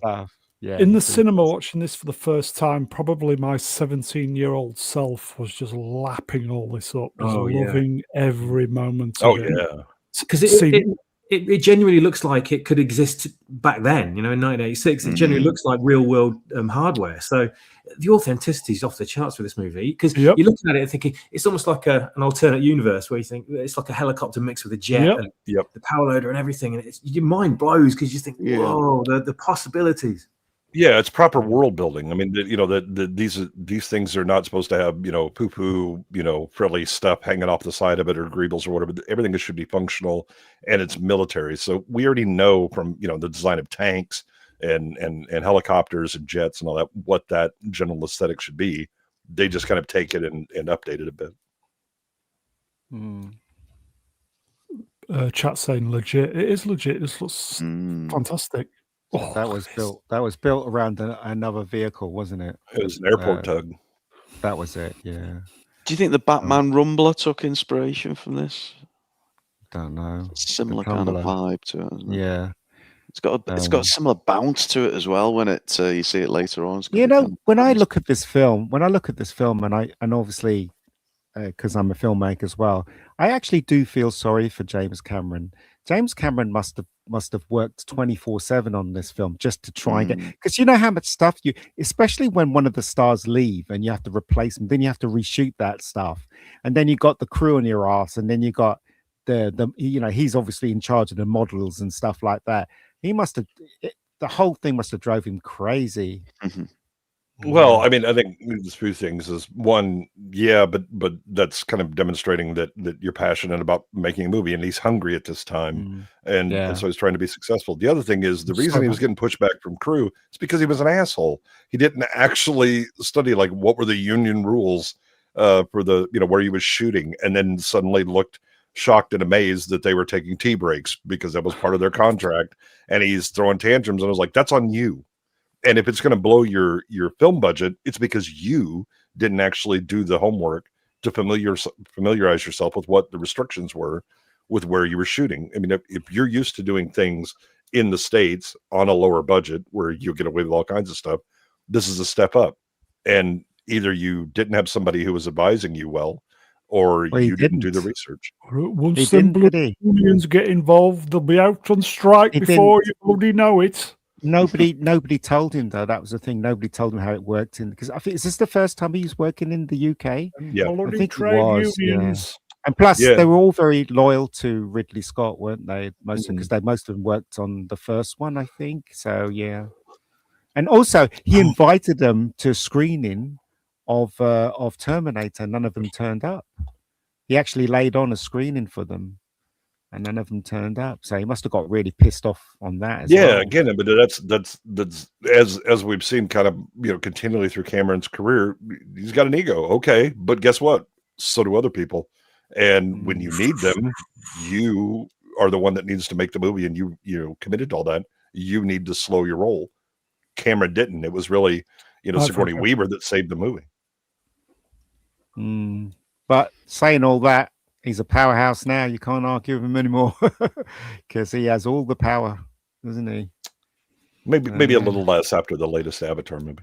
Yeah, that's so super. Dark Side Bob, 2 poons. Cheers, my friend. In the pipe, 5x5. Yep. Iconic. Yeah. I love this from Cider Feet. He says, I was too young to watch when my dad got this from Blockbuster. Wow. Remember those days? For him and my brother to watch. I had to secretly watch from the top of the stairs looking through the banisters. Yep. Wow. That was my oldest. The first time she saw this was because she got up and opened her bedroom door a little bit and watched me and a buddy watching the movie. Brilliant. Yeah, I mean, somebody was saying that on the crew it was a cup of tea, and they had tea breaks as well, didn't they? So tea breaks, lunch breaks, obviously that to have, and then another tea break in the evening, and then it was I think it was crazy. So it must have drove James Cameron mad. This is Bill Paxman's just iconic line after iconic line. That's why you see there's a behind the scenes shot where he's doing the shot where the facehugger jumps in front of the camera on the lens. There's that shot in the film. That's why he was doing it on his own, because I reckon the rest of the crew were on tea break. Him and the cameraman. Or he'd gone home for the evening and he's like, all right, the hell with this. I'll do it my damn self. Yeah. You got to give it to him, though. He did force the hand, didn't he? So he did a good job, in my opinion. Arch Colin, Mr. Brown likes me, wrench, by the way, to a signifier signaler like me. 5x5 is a communications term indicating the strength and clarity of the signal. Yep. It's a standard military and air. If you're working in control towers or anything like that, those are all standard terms. This is a model, isn't it? I think so, but you have to remember as well that he shot all this model stuff before even the actors are on. And I think he shot it with the people that he knew. I think. I'm not sure on this, but they had to have shot it. It's great though. They had to have shot it before, especially the back projection stuff. So I love this scene. Ready to get it on. Yeah. So you know what? I read the novel before I saw the film, right, of this, and I thought he was a black guy when I was reading the novel, Hudson. Especially the way he was talking, I was like, oh, he's a white guy. Yeah, this is also this is an extended scene in the special editions. He kind of keeps going on and on. You kind of understand why they cut it for the theatrical. This is Thunderbird stuff right here. It just looks so good, even now. Looks great. Ready for an express elevator to hell. Yeah, Flea Pit Cinema. I was just transfixed. Cinema. So fucking good. It's the realism, isn't it? The realism of this. You can believe it's happening right in front of you. You can believe these things exist. All the rivets and everything. It's beautiful. Yeah, and it's like opening the cargo door on a C-130 or something. You just see the sun spill in and light, and you see the same thing with this. And yeah, again, it's using all normal military equipment kind of cues to sell the realism. I'm going to watch this week. I started watching it tonight, but I'm going to watch it this week. It's so fucking good. Like projection shot, wasn't it? That one there. Such a great character, isn't he, Hudson? Yeah. Yeah, really fun. And again, a great redemption for him as well. Yeah. Well, yeah, he came, even though he got Came? eaten. What? He became Came. brave at the end. Came. Yeah. I love this shot where it comes out and it flies down. Yeah, this one was clearly a composite, and it's got a little jank to it, like this one as well. But once they get in the clouds, then we're rolling. Yeah, it's got a matte line on it. That's how you can tell. But also when it's in the clouds, they just got the model on a stick and they're firing smoke at it. Yep. And Get the fire extinguishers. We need to shoot this. Yeah, How many drops is this for you, Lieutenant? 38. Simulated. How many combat drops? 2, including this one. Shit. Yeah. That was animation when the things came out. That was animated. They can figure out how to do it, so they just animated it. So it's quite cool. Yeah. This whole drop sequence is so great, isn't it? You really feel like you're on a really scared shitless ride all the way to the ground with all the turbulence and everything. You think, fucking hell, this is violent. You know, as a little kid watching this, I thought I'd be absolutely shitting myself if I was in there. Yeah. Also, it's got some really nice moments in it when what's his name's camera wasn't working. Yeah, He Drake. just slams it. Slams it. Because again, that's the percussive maintenance is a thing for real equipment. When you just whack it, see if that fixes it. Just a quick one on Bill Paxton, because you're right, he's absolutely great in this, but his filmography is impressive to say the least. So just to reel off a few: Tombstone, one of my favorites, Apollo 13, Twister. He was heading Weird that one. Science. Is that about an ice? Yeah, he's Chet in Weird Science. Predator 2, Edge of Tomorrow. We mentioned that earlier. True Lies. Terminator, Aliens, obviously, True Lies, and Titanic. What did he die of, by the way? Oh, his heart stopped. I know his heart stopped, but what was it? Cancer? Wasn't he in surgery or something? I don't know. He was having surgery for something, and he complications died on the it? table. Damaged aortic heart valve. Yeah, it was also in Agents of S.H.I.E.L.D., which was pretty good, to be fair. Died of a stroke. He's a good actor. He was a good actor. So Cartoon Man brings up that he was also a radar operator in Commando. He was also in the music video for Pat Benatar's Shadows of the Night. What? Yep. God. Stripes too. Yeah. You know, because for someone who's not, a superstar and like a leading man type of guy, he really had a great filmography, didn't he? Yeah. I think it's great. Him and Lance Henriksen are both in this, and they're both like some of my favorite character actor. Not the lead, but the guy. Yeah.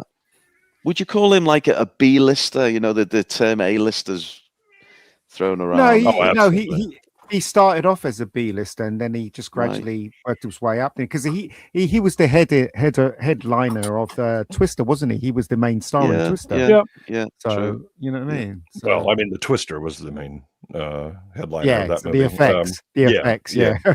I mean, really, it's only kind of late in his career where he's leading things like Big Love, the HBO series about the polygamist. That he had built up enough reputation that he could lead that kind of thing. But if it was going to be, oh my God, I have to see that Bill Paxton movie, nobody said that. No, you're absolutely right there. Yeah. Is this the extra dialogue? Mm-hmm. Yep. But Bishop is an iconic character now, isn't he? Bishop. I mean, everybody remembers Bishop. I mean, Lance must be really happy that he's done so many classic movies. Now we can just, chill out now, isn't he? Because he's just made a mark on the world, which is great.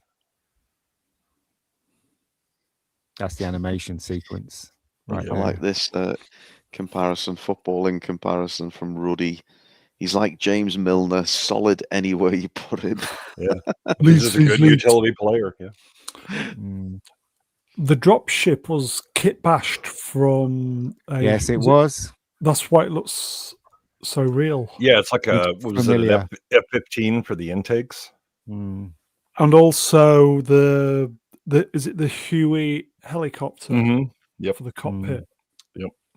Interesting. No, the background, Apache. I think. Yeah, the Apache. Very That's why it was. Yeah, it's Yeah. kit bashed. Looks really great. They even got a little character in there. Can you see her? Just a little. Yeah, tiny yeah, little- yeah. They have a little model Yeah. for payroll. Yeah. I see it.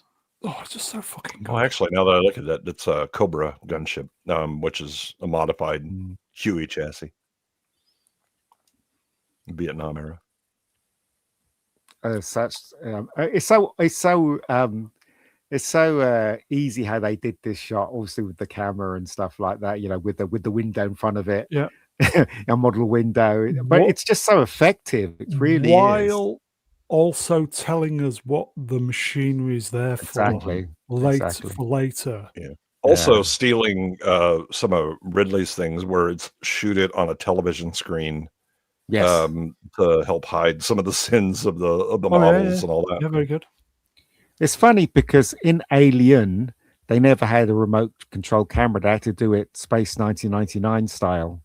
This had a little bit more money, but you know, they still had models and stuff that looked really great. Yeah, you didn't have the motion Yeah. control stuff like you would have. Yeah. I mean, because really, you know, when Alien was made, you know, the Dykstra cam was the only thing, Yeah. you know, around for that. Swappers, you're loving this, aren't you? The approach. Oh, Oh, he's I gone don't think black. is he there? He's gone black. Oh my god! gone black. Oh, he's wearing blackface. And this, I Would think love this this. sequence was done via wires. I think. when it Yeah, you landed. can see him in the shots.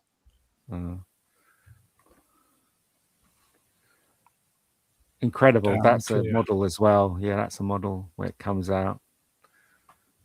That's really cool. Comes out. Yeah, Oh, and I love the timing where it's out. Yeah. They announce clear, and the Yeah. ship immediately lifts off because you want to Yeah. stay on station, orbiting, not be on the ground. And also when it's driving, you can see the ship fly off as well. Yep, Just yep. honestly, just terrific model work. Just absolutely stunning model Yeah. work. But also, again, Really a very military kind of operation. Okay, we're coming in, we're dropping you, and then we are getting back up in the air, which is where we're effective. Yeah. You're on the ground, go do that thing, and it's That's- all. that's- Yeah, that is one thing I love about this movie is proper military strategy. They cover all those bases. It's very logical, very few, and if any, plot holes in this whatsoever. I love all the blues and blacks as well. You know, it's got its own kind of palette, hasn't it? Which you get from that original logo. You know, the blues and blacks kind of runs throughout the whole movie, Well, and the fact it's raining as well. when Yeah, I was they- going to say they it's land, raining. you know? Yeah. I That's think the motif of this movie, though, isn't it? The blue and the dark. Yeah. the blue ambience everywhere. That's the third movie was green. The first movie was kind of gold, like a murky gold color. So they've all got their kind of very definitive color grading identity. the grading's better in the 4K version. The 4K version is so it looks cool. Wait, is that the Yeah. AI upscaled version? Yeah, and a lot of people moan about it. I've got the True Lies one, and I've got this one, and quite frankly, they're fine. Do you know what I mean? If you're looking closer, you'll see some strange things, but they don't distract from the movie. Yeah, but It's it's just the laziness. Dude, you've got the Well, original, you know, print. Come on. Yeah, I Do the work. guess. The original VHS versions of this are so blue saturated. Yes, yes. And yeah, the colors just totally off. Really, it's way over the top. But you know, it has a certain feel about it when you watch it on VHS. It's kind of the degraded look kind of helps with the aesthetic somehow. It does. It also hides some of the sins, like the Yeah. wires on the models. Do we Yeah. know if they had a military advisor on set? I bet they do. Okay, it was James Cameron. Well, a pwn to some degree, but Yeah. Yeah, someone mentioned in the chat earlier. There's some of these guys actually had military experience, didn't they? So, Filmed in Acton Power Station. I read the set was left intact for Batman. Battersea. Batman first. I think it was Batman first, and then they no, came and did it. no. Yeah. This would have been first. Batman's 89. Oh, I see. Okay. Oh. Yeah. I think they shot some Red Dwarf in there as well. Episodes. Mm. Oh yeah. I love the idea of the lights on the shoulder and the camera, and it's just so good. So good. I'm not sure how practical it is, but it looks great. Yeah, it looks good, man. Especially with all the smoke around, and it, Yeah. makes those rays and stuff. It's just Well, I mean, it's kind of projecting what is with what will be, and the idea of getting more information about your individual soldiers and what they're doing, and their situation leading back to the command and control on the APC. That's good. Punchful face, wrench. I think the cast who played the Marines, they went to boot camp. Didn't they? I believe that. Yeah. Apart from Bean. Apart from Bean. Yeah. They all had the weapons training. Yeah. I mean, I've seen the photos of Ripley with the incinerator and stuff. So yeah. Yeah, the motion detector is the tension device. I mean, it is such a great plot device that builds tension. That's genius, isn't it? Yeah. So I've got it actually playing on the TV in the background here, and obviously I'm focusing on the stream, but it's just good to have it in real time in the background. They build this tension up over the course of well over an hour. It's and it never feels like it's dragging its arse, does it? It's just cranking it up, cranking it up. Oh, well, but it'll crank up, and then relief, but not totally relieved. Yeah, right. Because the mystery is still there, and then they keep finding clues, and so it starts to build up. Okay, we're going to drop it again, but again, that also sets up the payoff because you've already had the build up and then drop a few times, and so when it actually builds up and then oh shit, here they are, that really punches hard because it again subverts your expectations, something you should enjoy, Ruin. I'll tell you what's really good as well, the sound effects for the guns and the thing that follows them around, the little TV thing. It's just it's so good. It's really, I think they won an Oscar for the sound, I think. Yeah, sound design is great. Yeah, really good. There's nothing bad I can say about this movie, to tell you the truth. It's a really good movie, man. I'll probably go and see it. I'll probably watch it again. I'm gonna watch it this week. Yeah, I started watching it tonight. I'm gonna watch it. I watch it at least 3 or 4 times a year.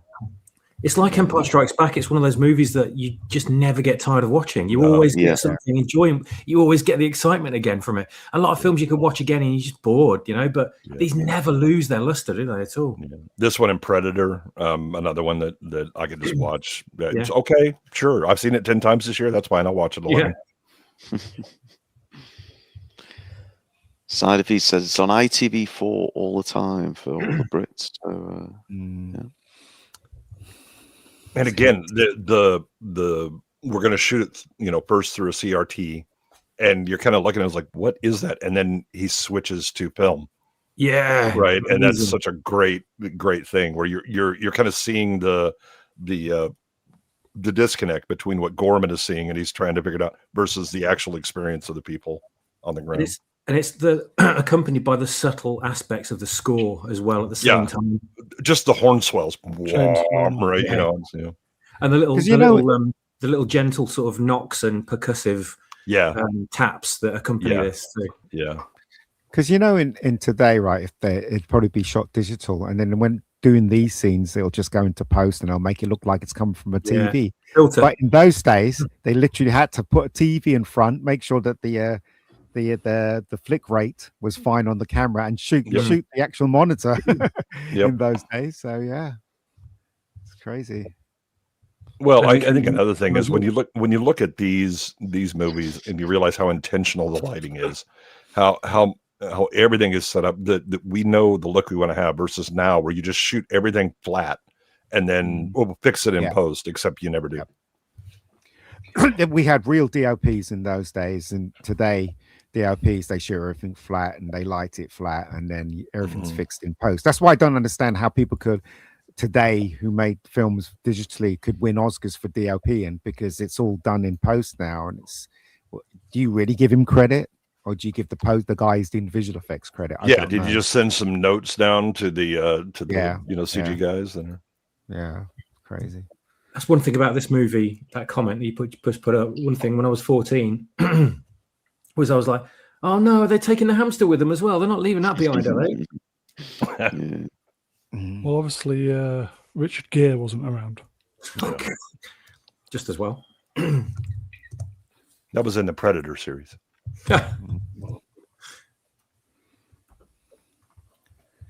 Again, you know, we only got to see the aliens when he allowed us to see them. Do you know what I mean? Yeah. Yeah. It's really good stuff. Yeah, but I also love the idea that she's already, because she knows how well it can hide, and all that, and so he's like, okay, it's secured.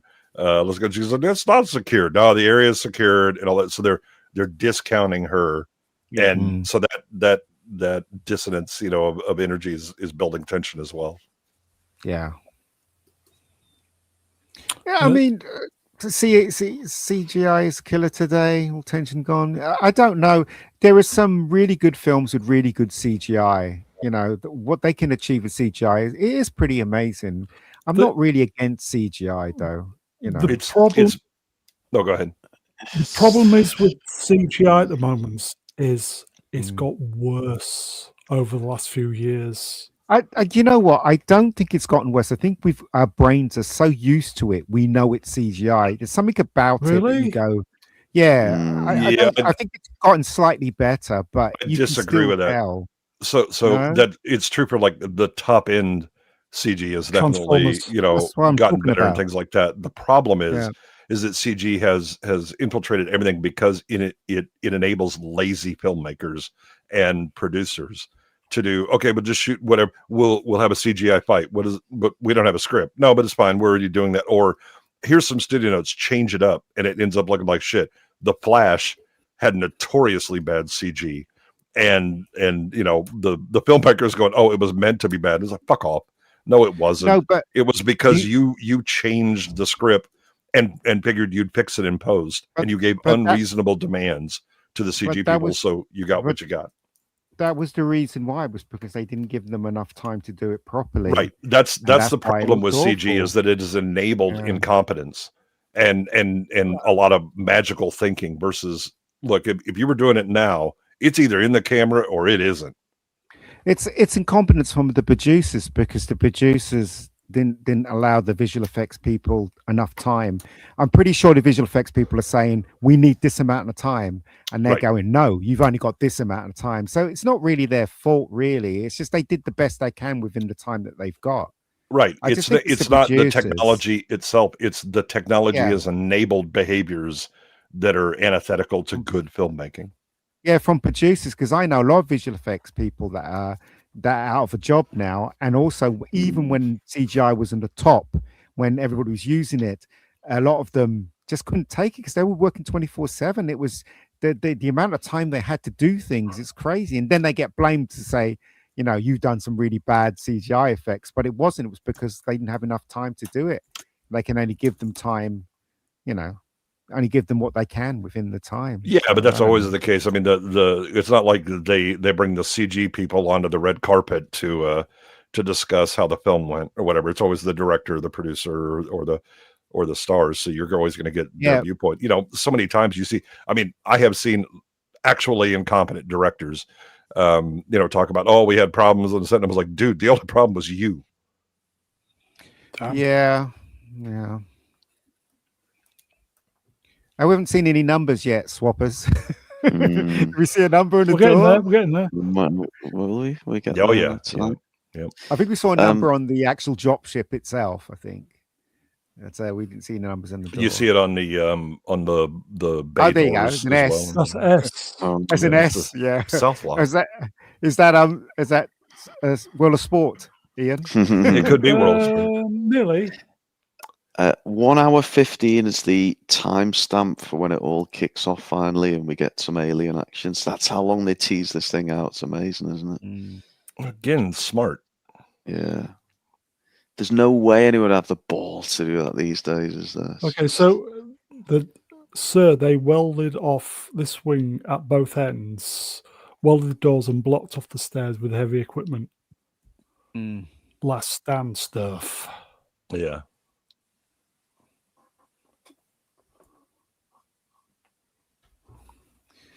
Yeah, it's a nice Yeah, shot. again, so it's that's why the showing the LV-426 scene or whatever. No, don't do that. Right. What you want to do is you want to experience the station and what's going on the same way the characters do. Everything is a mystery to them because it's a mystery to you as well. Still, I still like their uniforms and their guns, especially. So cool. Still looks Yeah, great because they were now. smart, right? I mean, again, they let each actor modify it. Sadly, except for Hicks. Like their own. Yeah. Yeah, personalize it because that's what you would do.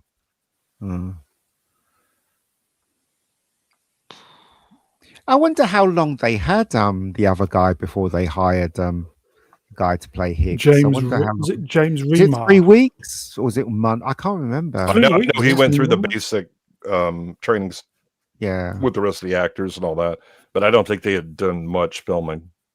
He was caught with Bolivian, drugs. wasn't he? Yeah, Drugs.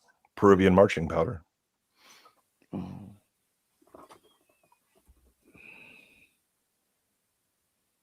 And this is really good. I mean, again, if you've seen Alien, then you're seeing the face hugger, and you're like, "Oh, I know. Wait a minute. There's a lot more than one. Right? You know, little hints, but they're also, you know, Ripley is looking at it and going, "Oh no." Oh, this is a jump moment, isn't it? Yeah. Careful, Burke. He's like, "Oh, it's fine." Punk. This is Looks Stan like true Winston's love to me. Stan Winston's work, isn't it? Stan Winston was on this film. It's a Ruined you like that? clever way to show, because obviously we only ever see them hugging on someone's face. You don't actually get to see the mechanics of what goes on. This is a clever way to kind of show some of the biology, isn't it? You know, you have it sucking up against the glass. Really cool. With the tube trying to push through to. Yeah. There you go, common people. Yes. wrench, Yeah. Well right? done. Yeah. That's Gotta a do it. kiss. Absolutely. Get your tongue on there. Yeah. Yep.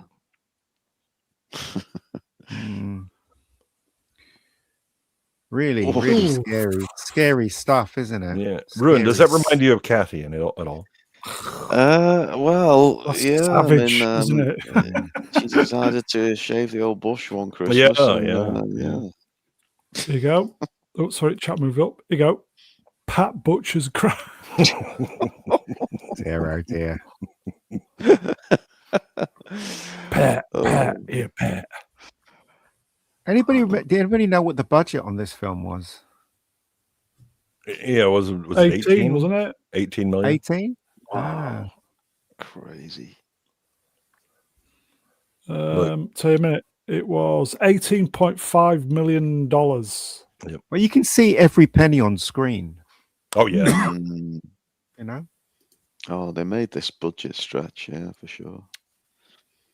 Yeah, 4 years later, he'll spend 100 million. Okay. Yeah. Okay, I will say, don't forget to vote, folks. How many weeks for the Aliens roast? 2, 3, 4, 5 plus. So if you've not voted, I think everybody's voted. We'll keep that running for a little bit more. It's a bit like, it reminds me of like the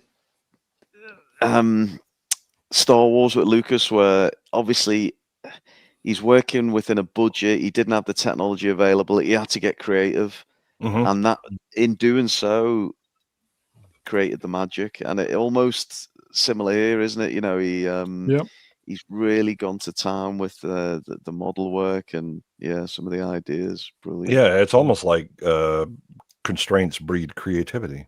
Exactly. Yeah. When you have unlimited budget, you tend to get shit. And you've got Stan Winston as well. Let's not forget. Yeah, Stan Winston did a good job on this. He generally does. The budget wasn't enough, but he made it work. It was like love at first sight to me. I love that. Drink. That's an iconic line. Oh, he likes you, Burke. Yeah. Oh, this is the bit where we start to think, okay, Bishop, he likes his aliens, doesn't he? Yeah. They toy with it, don't they? It's cool. It's Oh good. yeah. Mm. Again, your expectations, having seen the first movie, is this. Nope.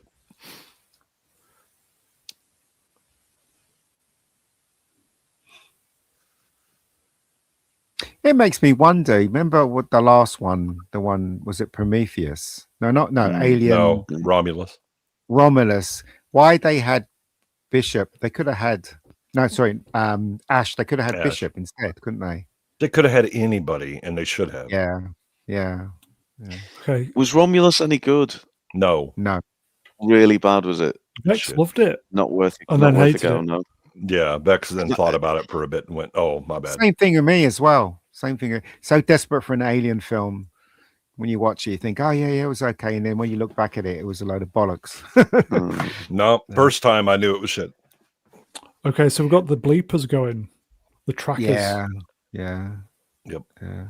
Again, Awesome. this is such a simple but great device for building tension, and yet Yeah. still has a practical reason for existing. Ian, how many times did you watch Romulus? Twice. Yeah, same as Last Jedi. There's something in the water. Yeah. Get away from her, you bitch. Yeah, so stupid, isn't it? I'm going to watch this tomorrow, I've decided. So good. So fucking good is this movie. Is that the same design as the first one? No, because it was more rudimentary, wasn't it? The first one with the Yeah, dots? no, yeah, that one's totally different. Yeah. Oh, look at that. Drink, everybody. There we go. Muzzle flash. Oh, look at that. I love how for so long in this film it's building tension, but then towards the end you've got the countdown. You know, the Ripley racing against time. It's really flips it on its head. It's cool. Yeah. Do we like that? And the muzzle flashes, you're right, Brown. They're amazing. absolutely iconic. aren't Yeah. That's they? because they're real. Yeah, That's 'cause they're actual real. blanks And being fired and the instead of CG crap. And the sound as well is just amazing. Yes. Sound effects are great. Yeah. Effects are terrific. Absolutely terrific. I think it was nominated for 7 Oscars, I think, this film. I'm not Really? sure. Yeah, and then I think it won 2. Sound effects, and I can't remember the other one. Sound effects and something else.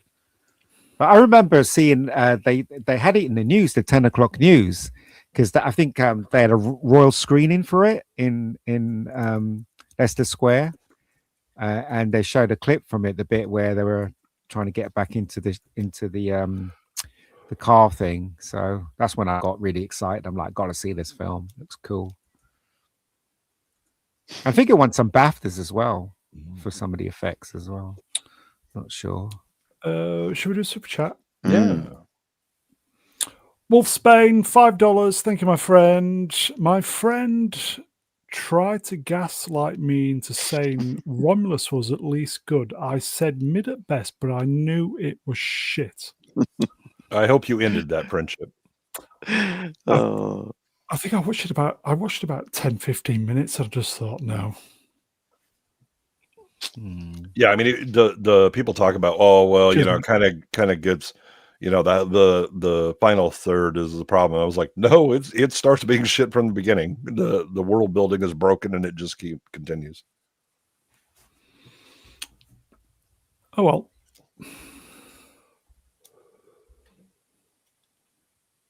That's Newt flashing across, isn't it? Look at that bloody. Honestly, they look so cool with all that stuff on. Yeah, and again, you know, there's a lot of people have said it's very Vietnam-esque, right? Because you don't know, man. You wasn't there. Yeah. George is in for the last 5. Everyone else is going to bed. George rocks up with 5 to go. Yeah. Hi, George. She must have smelt horrible. Smelt to high heavens. I don't know how long she's been there. Yeah.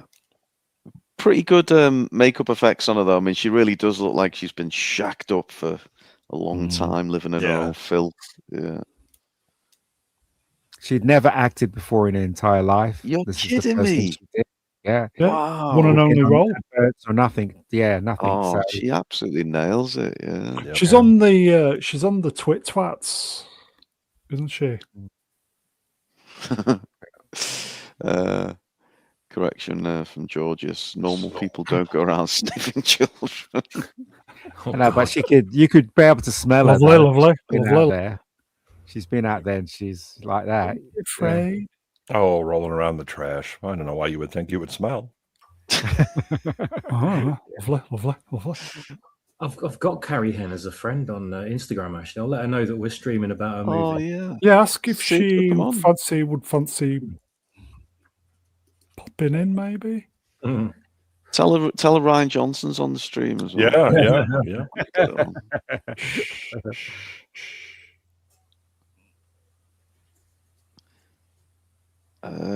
Yeah, I also like the fact that Hicks, like, immediately when he realizes it's a child, he's like, "Hey, Ripley, come here," because you've got a civilian and a woman.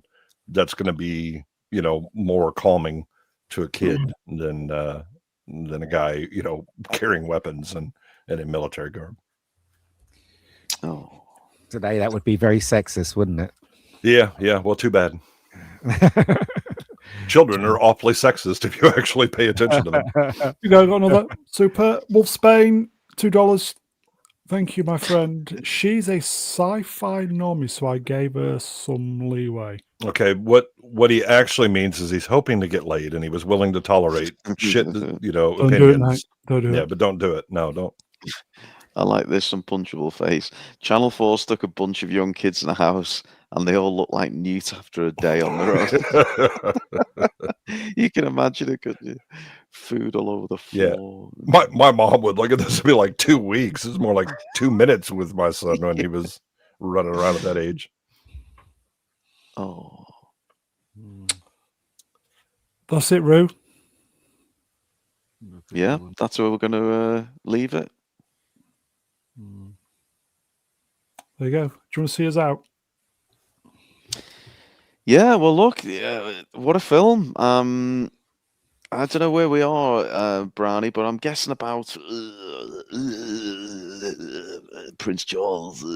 About 40 minutes in, do you think? 30, 40 minutes Probably. in? I don't know. Yeah, Probably. okay, so 30, we're yeah. tracking Okay. nicely for about Okay, 4 I'll weeks. quickly close the poll, everybody. Oh, How many weeks to do the Aliens roast?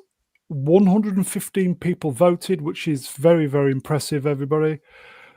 Fourth place, 3 weeks, 10%. Third place, 4 weeks, 12%. Second place, 2 weeks, 14%. And they obviously know us very well. they know so well. 5 plus, 64%. Yeah, I'm surprised it's that low. I think we can do this in 4. Oh, you're I in mean, what we dream could world, do and what Brown. we will do are often two different things.